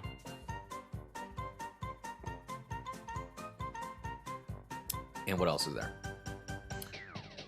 In addition, every single time I try to approach, a lot of things just weren't working. Spinning is bad in the Bridget matchup, especially because Bridget can just, you know, what's the word? Throw out the yo-yo, which eats my spin and then puts me in a disadvantageous situation. And then spinning preemptively is also pretty bad because Bridget will then just run up and grab me instead. I could try Fujin, but that's also risky because the startup frames of Fujin can be hit by far slash by Bridget. So what does that leave me? I could try to bait Bridget in neutral because Bridgets do have to approach with something. In this case, though, it was pretty bad for me because Mansar's approach was using break and scoot, or break and shoot off of, like, Kickstart My Heart. I think that's the name of the move. That's the roller skate one. If he only roller skated, it would be negative. But because he follows up with different things, they're both positive. Actually, let's look into that real quick. Let's look at the frame data. Okay, 6P is a very strong tool against Bridget. Lex, oh wait, yeah, hits her 5S, 5H, and dodges her projectile with the same thing. Yeah. It's a good option select for sure.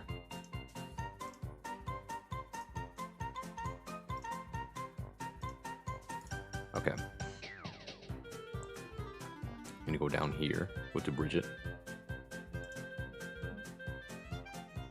Alright, let's see the frame data.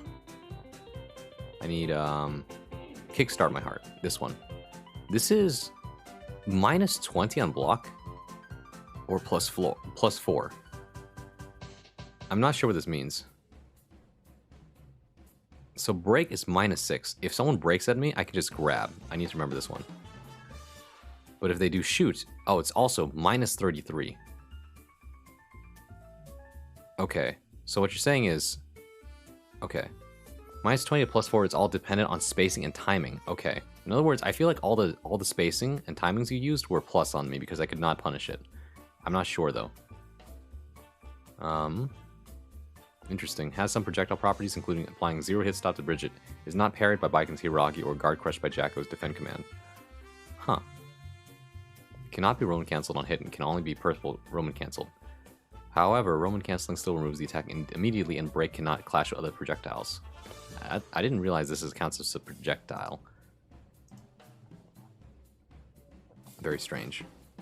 This Roger dive is minus on block if I block. But the problem is it pushes me so far away. So the only way I could punish this is if I beat it, which is instant blocking. Rock Baby, this is not a concern. This is just a, did I read it and did I punish it? That's the super. That's the other super. That interaction earlier where I almost killed you was hilarious. You want to punish Scoot, dash, block it, and throw. Well, that requires me to dash. Well, see, bridges won't scoot at me if I'm running at them, usually, right? But otherwise, so what you're saying is, if I block either of these options, break or shoot, then I should be able to punish them. Is that right? I think that's what this means. Otherwise, let's see, what else is minus on block? Obviously, Starship is minus on block, but it has multiple hits, so what else is there? This shit, plus 16 airborne. So if you get hit by this thing, rolling movement, you have to hold the block. However, you can see it coming, so you should use 6p if you can. Slow startup. Yes, break or scoot. Break or shoot, yeah. Jump, I mean both are punishable. Yeah, both are punishable. Break and shoot. Let's see, this is not irrelevant. -4 on block. Well, that's not what we're looking for. Air throw. No, we're looking for, oh, this is it. This is JD. Oh, it's +0 on block. Okay.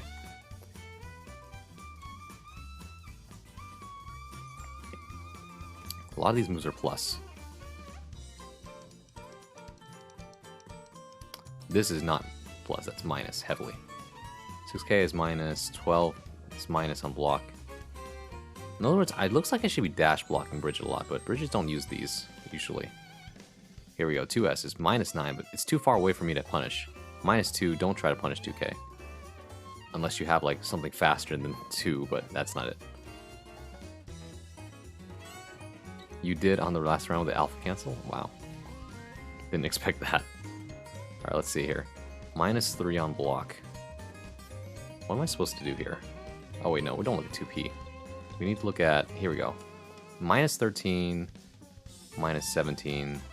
Okay, but none of these matter because even if I were to block these far slashes and stuff like that, right, they are too far away. And close slash is plus, so that doesn't matter. Yeah, okay. They're all too far away for me to block. Or to punish off block, so it doesn't matter if they're negative. Okay, well that's good to know. In other words, just if you block Bridget, just eat shit, I guess. Frame data. Yeah, that's why 6p or getting whiff is key. Yeah, exactly. You need to be proactive in the Bridget matchup then. I wonder if I respected Bridget's defense too much, because Bridget has a DP, but I don't know. One fight to the death, please, Mr. Streamer Man? Okay. You're up then. Where's the chip?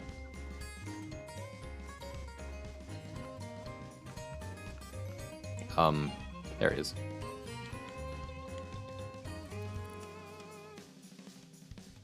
Order up. Okay, here's a good question. When is chip negative? When is chip minus on block? Because it feels like rarely ever is this happen. If I remember correctly, Chip cannot 5k 3 times in a row. Or only 3 times in a row, and after that he's minus. He's also minus when he does the overhead of the Rekka. Rekka minus on hit? Okay. Only the last hit of Rekka though, right?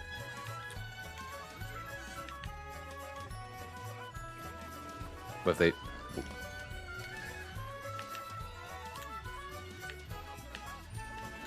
Okay, that's on me.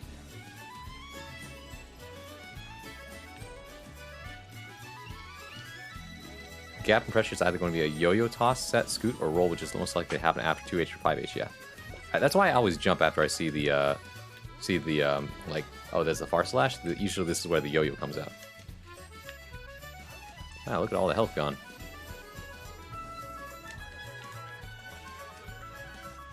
Uh-oh, I'm dead.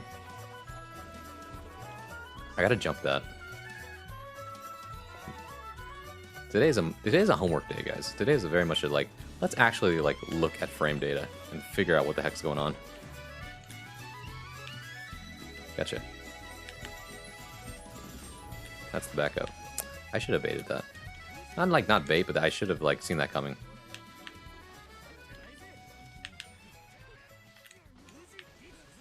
Death.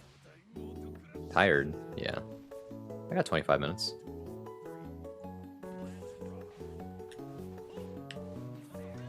Rek is actually always minus on hit and block, but he can cancel one into the next. Yeah, that's true. I mean, the only one he can't cancel is the overhead one, right? Yeah, okay.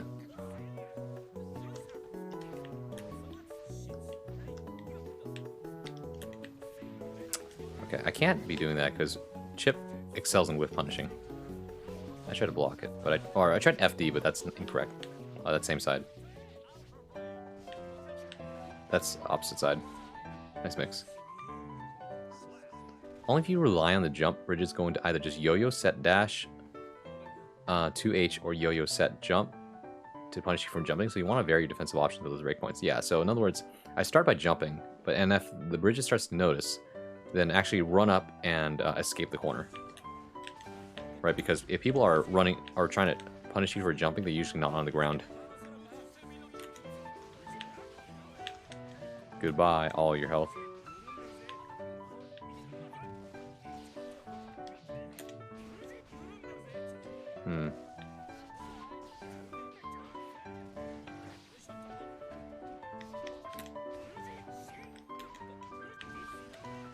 Gotcha.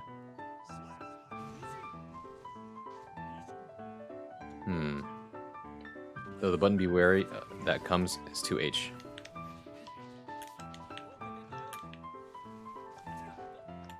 I feel like you want to be not reactive or not proactive against Chip because, well, it depends on which you're using, right? You do this, this is good. There we go.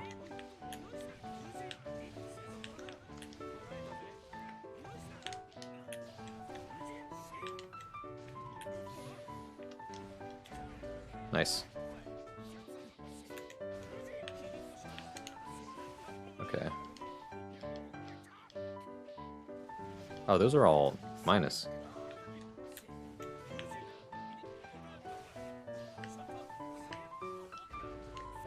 Okay. Nice. 2H is very good. Anti-air has a great reward. Chip's game plan is to abuse you if you're reactive to make you proactive, then whiff punish you. Yeah, exactly, right. I gotta be careful.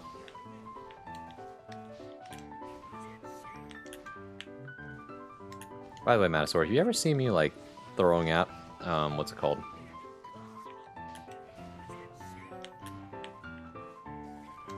Yeah, if you see me throwing out Phantos like that, you can 6P. Or not 6, you can DP. Nice.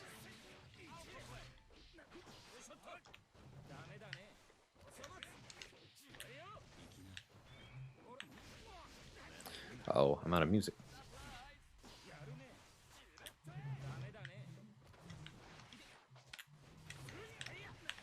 Okay. Music.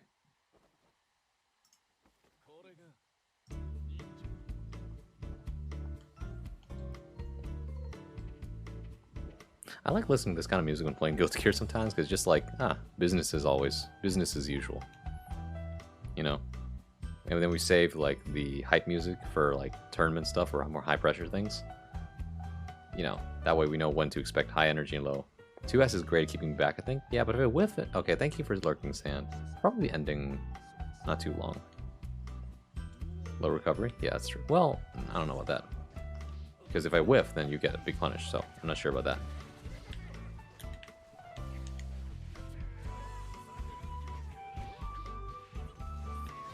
Better punches on Phantos than RTB with mental damage. That's true.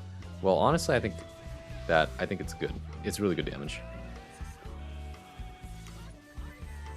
Pokemon hours again, yeah. Oh, that's punishable.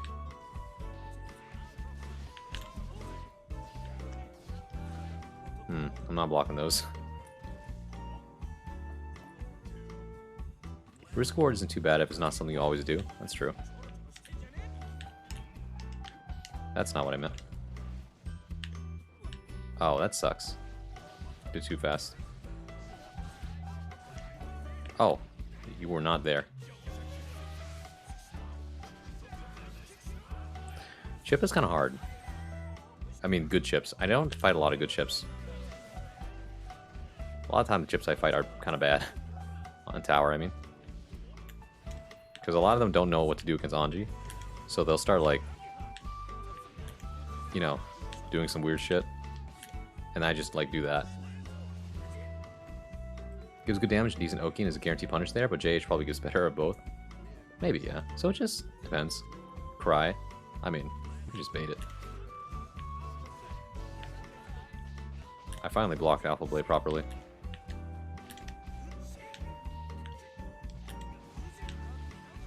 Every grounded chip normal is minus to some extent except for a close slash, but he can get away with it because he's chip. You have to lab it out and see. That sucks. Mashing doesn't always work. This isn't death, but I'm gonna do this. Wow, you were waiting to press that.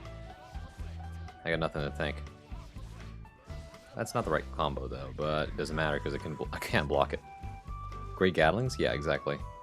It's hard to know when a Chip combo's over because he can just put a gap anywhere he wants. This is why Chip, I believe, is like S tier as a character.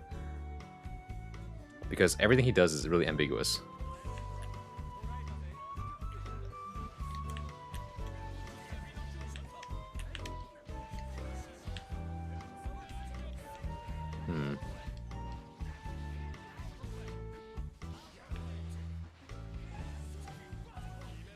Okay. Alright. I'm in. I'm out. That's not good. You starting to figure me out? Nice. But if I pull out like a big enough slow hitbox, it's gonna hit Chip eventually.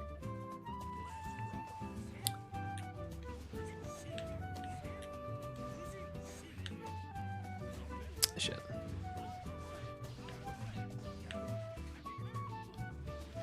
Nope. Grab just beats about everything. Nope. It's really hard to block. I don't know if the correct thing is to block or mash against Chip. Figure that out. I just don't have the timing down? Okay.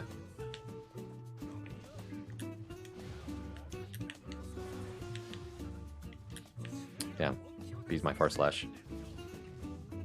Figure that you can just run past it? Okay.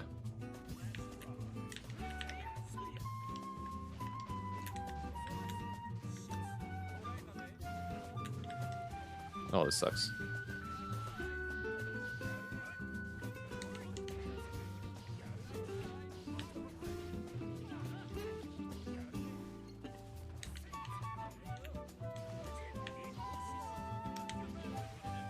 Damn.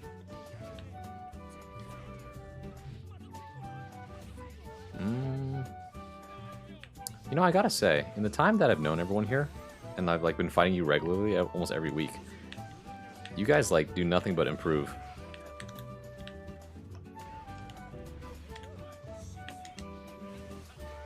Nice. Hello, Attractive Bard Man. Welcome back, Binks. Trying not to fear Bringer so much. It's the age of the old fighting game dilemma in a nutshell. That was fun. Just got done playing Darkrai. Haven't played each other since HCDLC. Nice. I haven't played Darkrai since like it's been months now. I played Darkrai once and like I was close one time.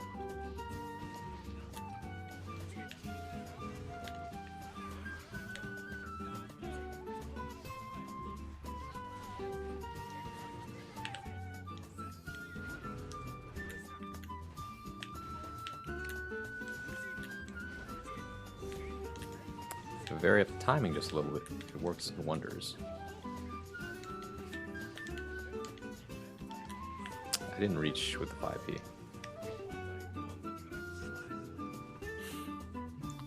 You can pretty much do 6P on a reaction, get a fat counter hit. Does a mash to 6P? Oh, you're probably talking about Testament.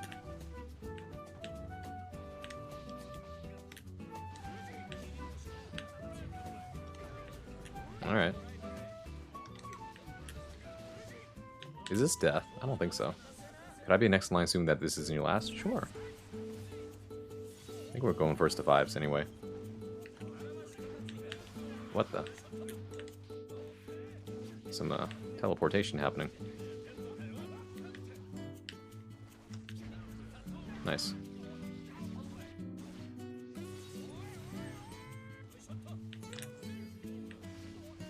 Grab my 2S. I'm dead? No, I'm not dead yet. Basically, Oki situation. No, you ran up so fast that my 2P didn't even come out. That's actually crazy. Oh, I had to jump there.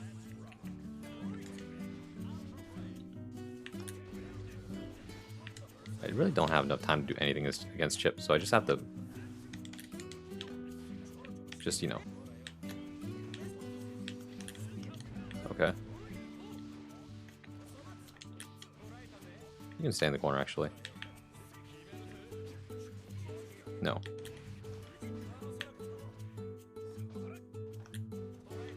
That's on me, actually. I should not be doing that.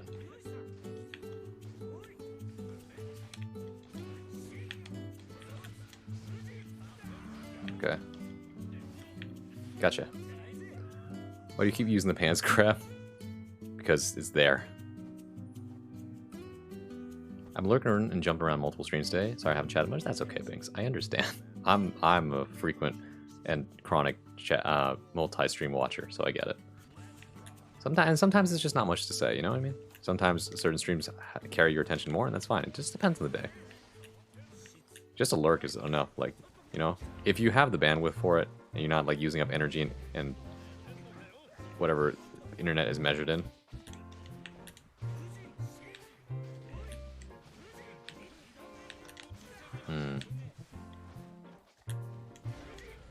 Nice. Oh.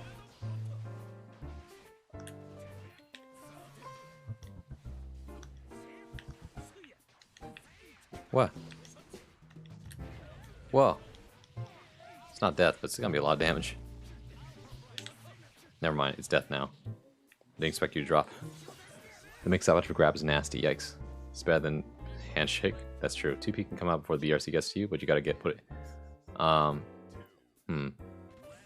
real question is why you don't keep using it. That's true. I don't know how to do it though. I've tried several times and either Yo Zonson whiffs or just hit the same side. Wow. Add command pants grab. What the hell's the pants grab command gonna do?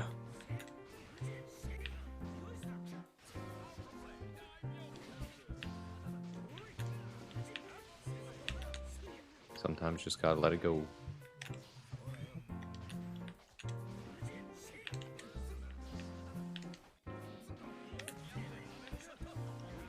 Thank you.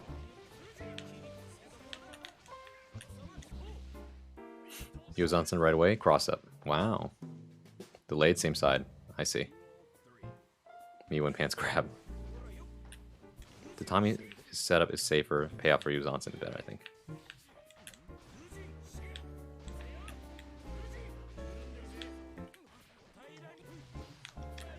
Damn. Nice. You were fucked up. I couldn't get anything against you for like 4 rounds. Oh yeah, no. Justin is actually cracked to the game. Despite the fact that he keeps saying, I'm a floor 7 player. It's the 4 to 5 frame delay. And you teabagged me? Oop. I didn't hear that. Did I? Oh. Safer and way easier. After throw.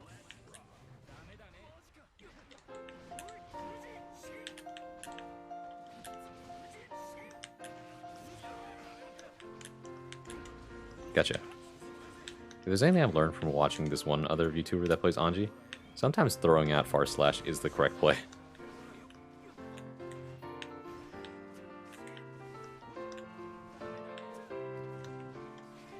And that needed to be 6P.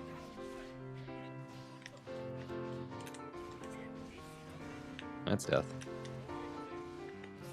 Nice. Before Sword Super, man's teabagged me, forgot about it. Oh. That's the input to the Sword Super because I play on keyboard. Oh yeah. That's an accidental teabag.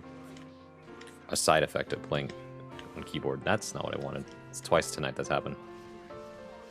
I need to remember to jump or backdash. Like that. Thank you. Oh, this sucks. Some people forget that my super is frame 1.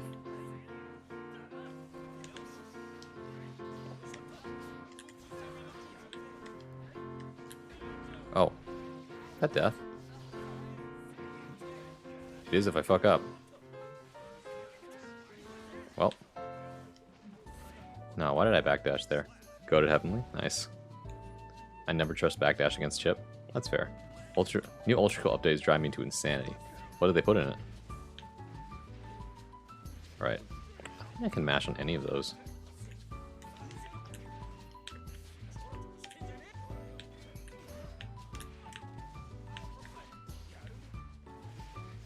Try to jump there.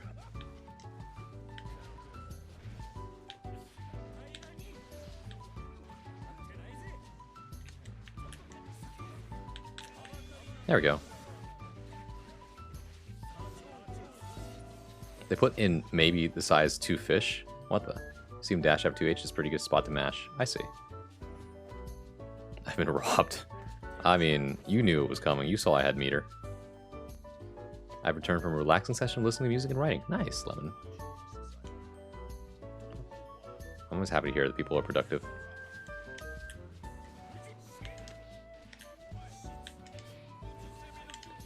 Wow, it does work. That's the one I learned from the video.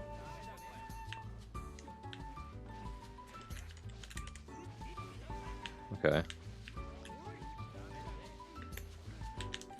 What the? My buttons didn't come out. I'm okay with you breaking the wall here. But now I'm in a neutral situation against Chip, which kind of sucks. What the? My button. There we go. How's your writing going? Oh, welcome back, Sand. Oh, time for sleep? Okay. Thank you, Justin. See you later. Oh, oh. Roll back.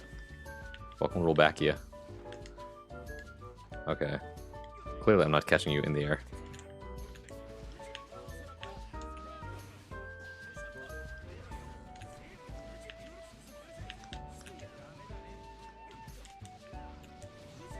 I want the positive bonus, actually.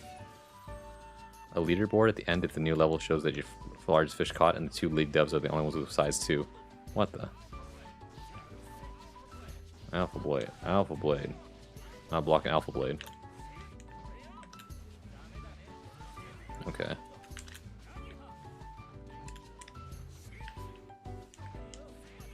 This sucks.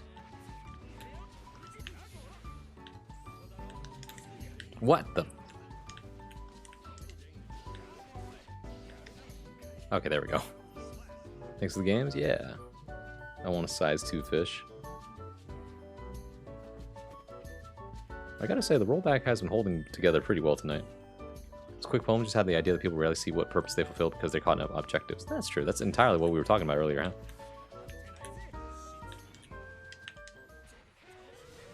I don't want to deal with that.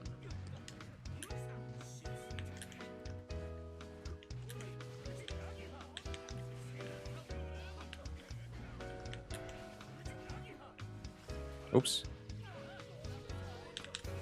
Oh, this sucks. Never mind, we're fine. Okay, it's on me. Okay. Oh, shit. Oh, wow, it clashes. I didn't know that. Well, that's all my health. Don't ask me how I found that. Oh, this sucks. Never mind, we're fine. But I heard from Ryo that apparently, like, for most Singaporeans, English is their first language. What the?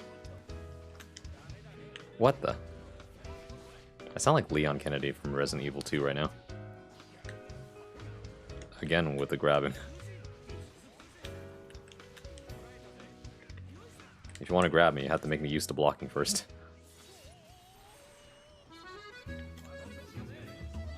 Is singing their second language?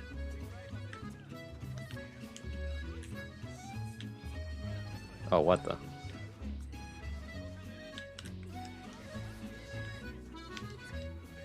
Oh. Okay. Gotcha. GG's, Matasaur. I did pretty well today. I adapted. English is a common language, even though Malay is technically the national language. Yeah. Pretty good. Alright, Crow, you're up.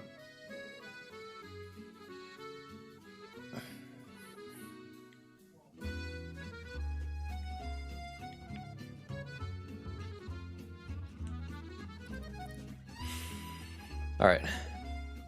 Let's see what you've learned.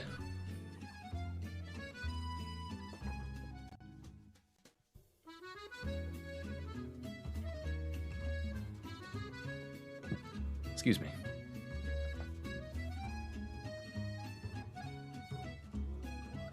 Pink stomach. You don't have a DP. You do have a grab though. I don't know why sometimes I can't. You know, oh, I had to bait it. That's why.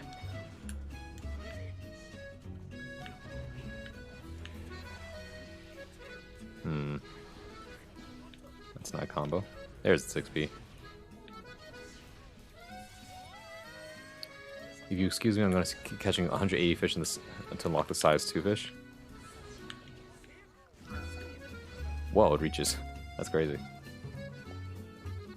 This is actually also a bad matchup for Anji, technically.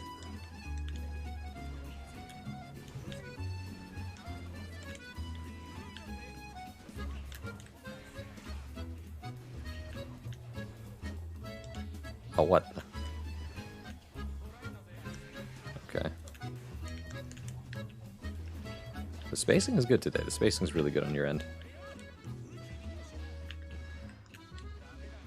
That's a no-no, though.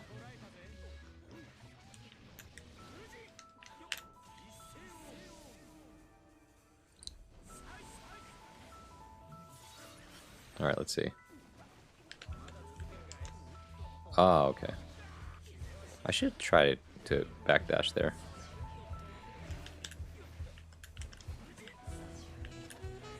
Oops. Okay.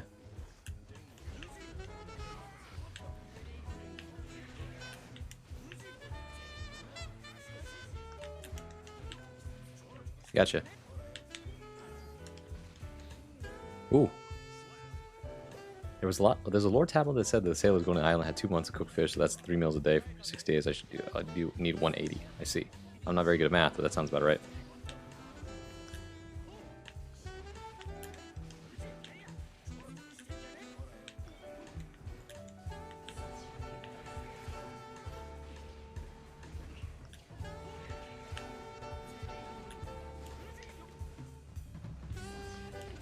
Okay. I think I could jump over it. I didn't get my half circle. I didn't get my half circle again.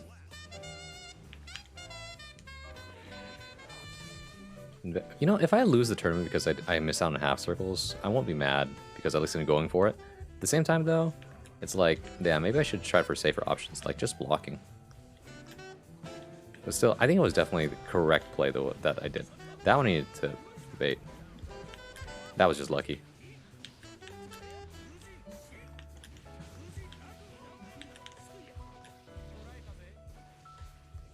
I'm very desperate for this fish. This is a good pot. Yep. I wish Sharpie were here. What controller are you going to use at the tournament? This Switch Pro controller. I bought a, what's it called? A converter.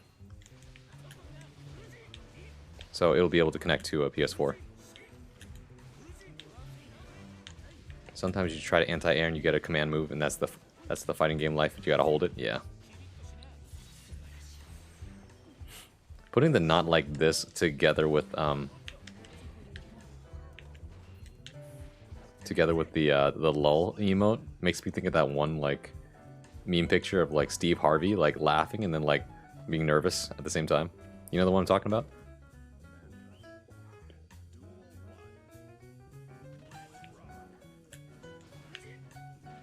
Nice grab.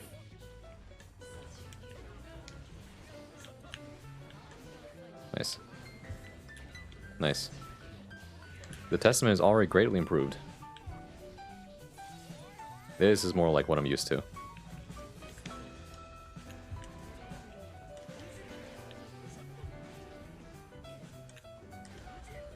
That's a bit risky though.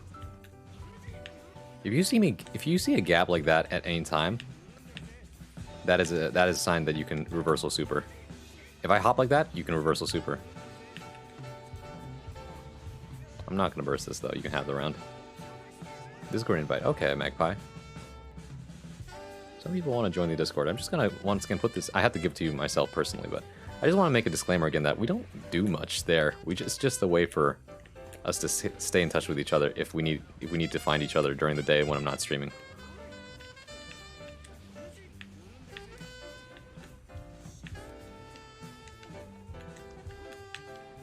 That sucks. This is a wall break. Next up, high-pitched soft boy voice. Ay. Not again. Oh, nice. I don't know why I decided to do that. Like, clearly you're not pressing buttons. Okay. That was definitely a checkmate moment, though.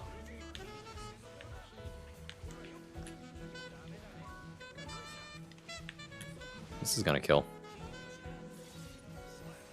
You have no idea? Oh boy. It sounds funny. I'm not happy about it.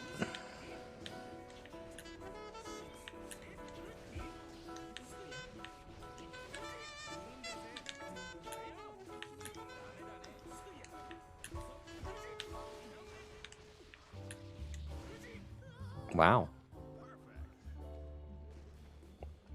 That one I just kept you guessing. But you gotta be, well, you have to be patient during Anji pressure, but you can be proactive about it. Let's see, Magpie, there you go. Whisper. There's your Discord invite.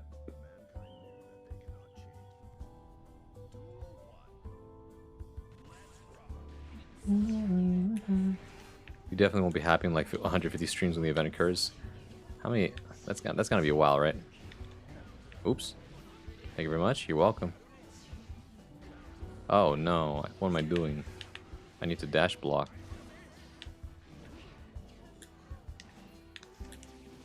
Don't forget you can PRC whenever I spin to keep yourself positive. I'll take half your health. I'm at 26%. Oh, yikes. That means there are now 3 really good pot mains in my chat. Or that come to my chat. Nice.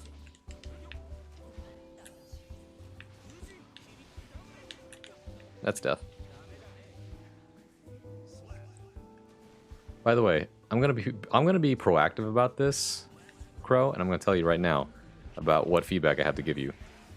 And the only feedback I have is that you're already doing everything right as Testament now. You are now playing Testament pretty efficiently. You are abusing 6P. You are minding the gaps. You are doing really well. Cutoff time, go get some rest. Oh, Tipsy, thank you so much. The only thing that you can do better is actually specifically for the Anji matchup. You need to know certain... Okay, thank you for letting me know. Let me finish this set and after that I will go to sleep. Sorry, but I had to do it to you with the HPBs. Yeah. I wish I had more time to fight everybody today, but you know. Also, okay, actually, one other thing. You can super a lot more than you think you can. But maybe it's better that you don't. Everyone has a different style. But yeah, reversal super is really good. I think, on Testament. Don't apologize, those are sick. Yeah. You didn't do anything wrong. People here respect you if you fucking destroy them.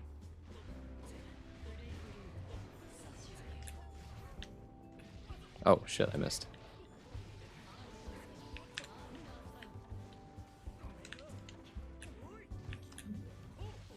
Yeah, don't do that. There you can jump if you anticipate it.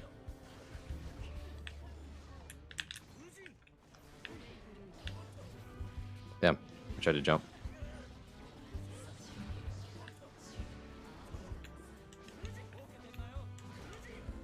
Gotcha. Am I next? I mean, depends. What 3-1? Okay. Because I gotta finish this first to 5. And I said that, you know, cutoff time is 1:30. I have between now and 2 o'clock to end the stream and go to sleep. Right? I need to go to sleep. I'm so tired. I've gone like only 4 or 5 hours consistently this week because I keep playing Guilty Gear. And when I play Guilty Gear, I lose track of time very badly. We cannot keep doing the same things, guys. I need to sleep. Like, my eyes are at the point where, like, they feel like they're going to pop. That's not good. I called next up from Argos first to 1. Okay, fine. Finally. Okay, Ryo. We're swallowers. Swallow pun between the swan and the swallow the bird? Yes. It's also because people... this. You gotta make me say the slogan again, huh? Keep away is correct. You're doing that really well. Nice. Because in fighting games, we don't choke. We swallow. Massage your eyes. You're welcome, by the way. Thank you, Rena. Thank you for the head pat. Use ice tea mask? No, normally I don't need to. I just like put cold stuff in my eyes. Oh, it's gonna hurt. Okay, here we go.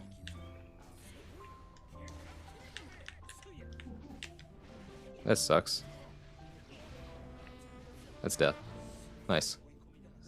I'm just gonna keep playing Ultra Kill, so no strive for me. That's good. Okay, so Marco first to 1, then let's see. Who's next after that?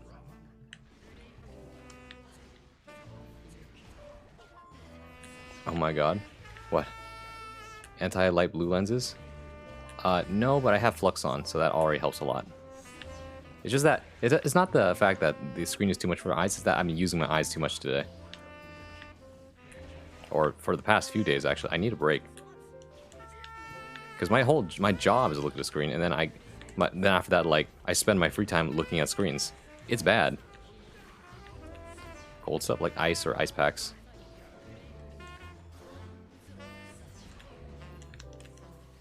Nice PRC. It's easier for me to give advice during a set than when I'm not doing a set. Take a break? Yeah, that's exactly what I'm trying to do here. Take tomorrow off to rest your eyes? I can't have a tournament tomorrow. Oh my god. Yeah. Oh, once again, don't do that. If you're gonna do that, make sure to block.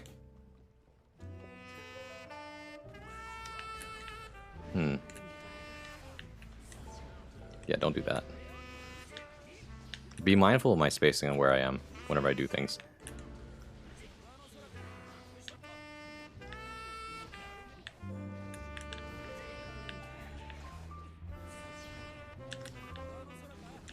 Oops. Oh no, I didn't get my half circle. I'm gonna burst here.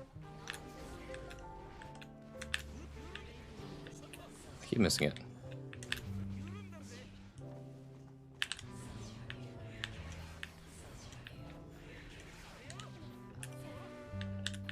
Nice. Nice RC. This is death. Never mind, it would be death. Now it is death. Nice. Let's go, you got this? Thank you. So so tomorrow is a tournament before the big tournament. Tomorrow is a small tournament. That was really good though. I like that option. That was a really bad option by me. I'm failing to do a half circle.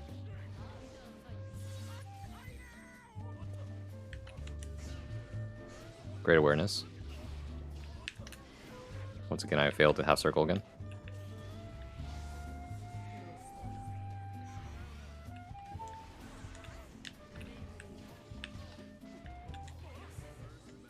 Well, I got a burst here. That's just an expectation. It's like, oh, he burst, so I should burst too. That's just experience. There's no advice for that.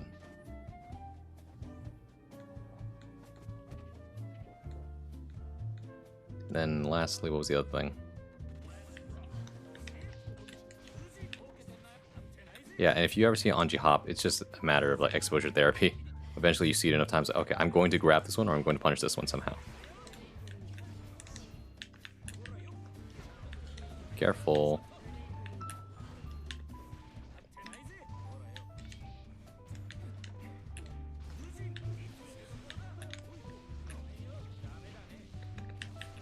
Wow, that's death. Will you be streaming the big tournament? No, the big tournament was IRL, so I'll be there in person.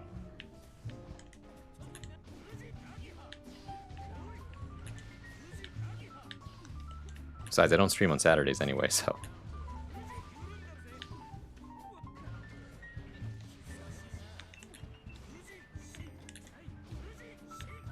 I'm going to keep doing this until you figure out what to do against it. Yes, that's a good one.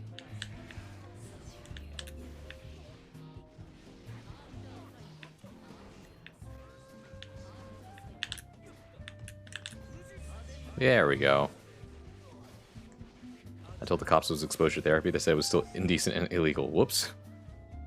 Oh, good luck? Yeah, thank you. GG's. Good job, Crow. You played really well today.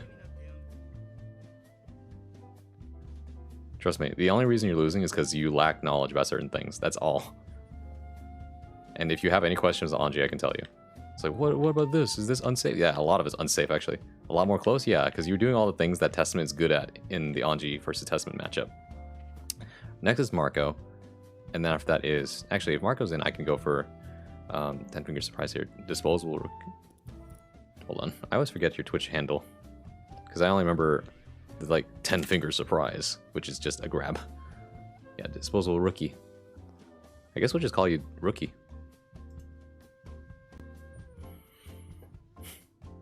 Or... Actually, does anyone just call you Rook? What? What did I say? Keep it up, yeah. That works, or grab. Okay. Rook is good. This is the first to one. Rookie play first. Nice.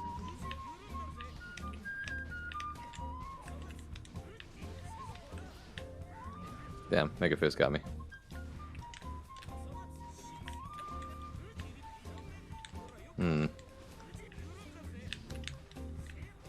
I'm sleepy, bring me Tomines, I cannot fly. Okay. That's cute.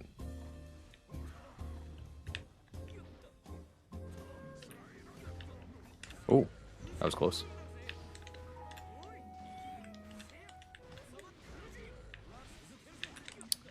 I decided that rather than trying to get fancy and mix you up, I'm just going to make you keep guessing. And I think that's much better.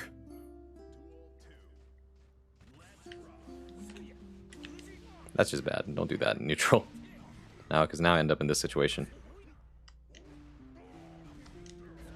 Oops. Oops. Nice. I kept thinking grab, but it never came. The main devs Ultra Kill are no longer number 1 and number 2 in the leaderboard, then size 2 fish is real. Oh shit. Okay.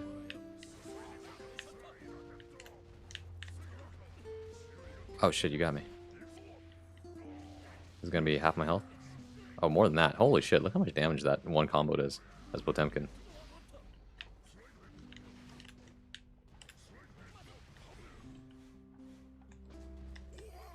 Oh shit.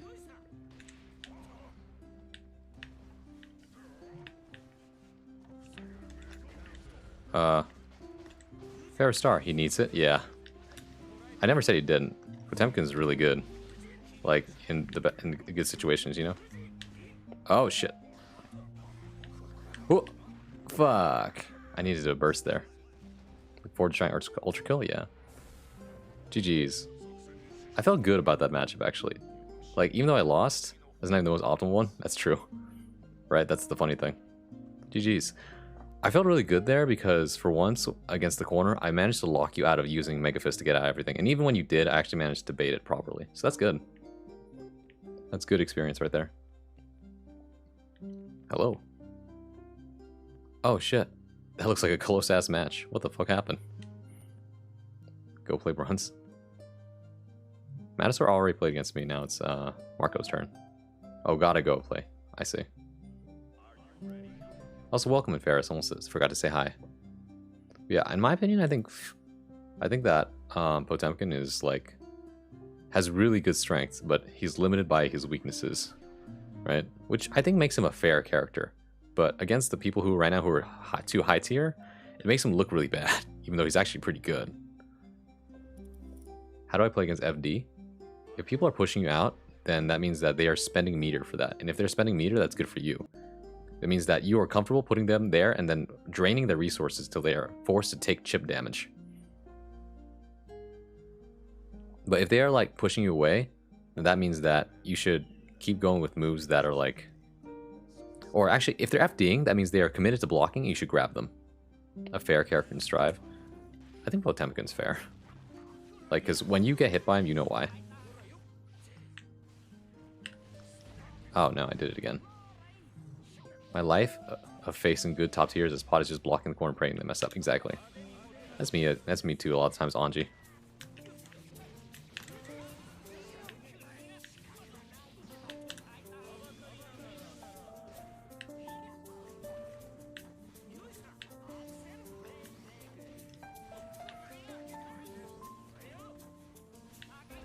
What the? I blocked. I agree, I meant that in the sense that he's bad in Strive because he's fair. Oh, well, yeah, same thing with Anji. Anji is a fair character. Bro, anti-bird with charge dust? I know, right? Anti-air, I mean. As far as I know, Marco's the only person I know who uses charge dust this much and wins with it. This is the first one. I need to crank it up a little bit.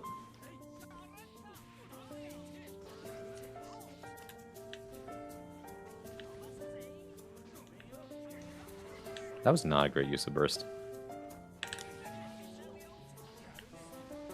Oh my god. Like, honestly, I'm not even mad. I'm just like, damn, that's crazy. Like, I don't think there's any way I can play around it without experience. GG's. Like, I don't have enough experience with that, and that's okay. I shouldn't have experience with that. You have to understand that just because you can beat Marco doesn't mean you're gonna beat every other Axel. Like, I think it's more important to take away the fact that, like, okay, did I block all of Axel's normal mixes? If the answer is yes, then it's fine. I don't know much about it, but you can lab block strings that are slightly more advantageous when FDing. That's also true. But like I said, if someone's using FD and you are in the correct spacing so that you are close enough that you can punish them without them pressing like a fast move. Because remember, holding FD means that they aren't pressing buttons. If they aren't pressing buttons, you are free to grab.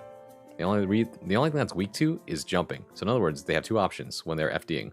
They're either going to, well, actually three. They're either going to stay and block, they're going to jump, or they're going to, what's it called? They can't tech grab, no. Yeah, no, they either just stay and block or they jump. That's it. Those are the two options. Yes, it's sleep time. Everyone is keeping their word, and I should keep mine too. Alright. The question is, will I play more Guilty Gear after the tournament tomorrow? Maybe. Depends on how I feel. But it's time I go and rest, because it is so, like, bad for my eyes right now. Good luck with tournament. I'm streaming tomorrow's tournament. You'll see me here. But tomorrow's tournament is at 5 p.m. Did I put down the schedule properly? Hold on. Stream schedule. Yes, tomorrow's at 5 p.m. I think I forgot to change the Twitch widget though. It's almost 3 a.m. Yeah, EP time. Yeah, hope to play again. Have a nice night. Yeah, don't you worry. There will always be more times to play. But let's see who's streaming right now.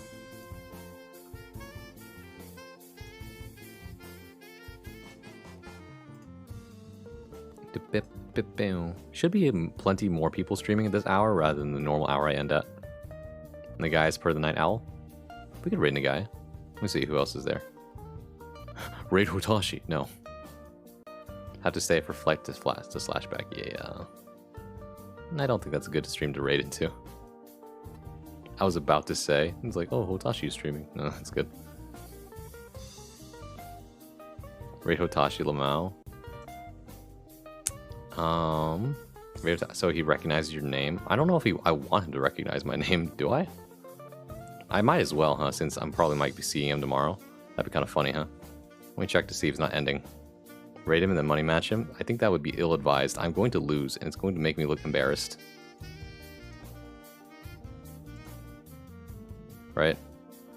Here's the deal. If I beat Hotashi, it doesn't matter what's on the line. I could beat Hotashi for nothing, and it would still be embarrassing to him, right? Basically, Hotashi has more to lose from losing to me than me losing to him. Hotashi's a chat energy move like see you on Saturday. I could. Like right now, my options are Nagai or Hotashi. You know? Braun beats Hotashi and goes 1-2 happy. I don't know, I wouldn't be happy with that. I would say it like that. That feels kind of weird. Like I don't want my legacy to say, oh, I beat Hotashi. No. I just want to be acknowledged that yeah, he's pretty good. That's all. You know what I mean? Hotashi has been streaming for 3 hours and 16 minutes. I don't know if he's ending soon. Whereas the guy's been streaming for like 1 hour and 40. Coin flip? I'll leave it to a chat vote, actually. This way it's out of my hands.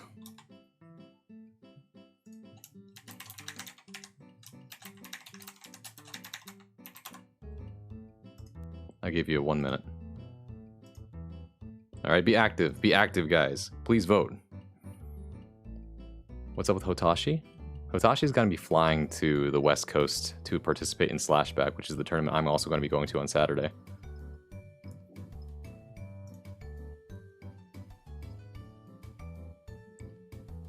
Oh, never mind. He's ending. He's ending already. Never mind.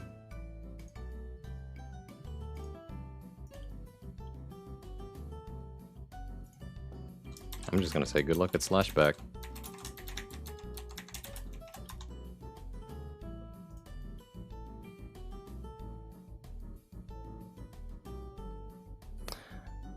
I guess it is. An ultra cool reference. Oh my god. And the guy sweep. You guys had the vote tied anyway, so it would have been a coin flip anyway. So we're gonna be rating the guy then. Seems fair. Somehow you guys always manage to keep the damn thing tied. I don't know how you do it, honestly. Alright. Shreepy time. Magic, clearly. Oh, what a beautiful song to end off on.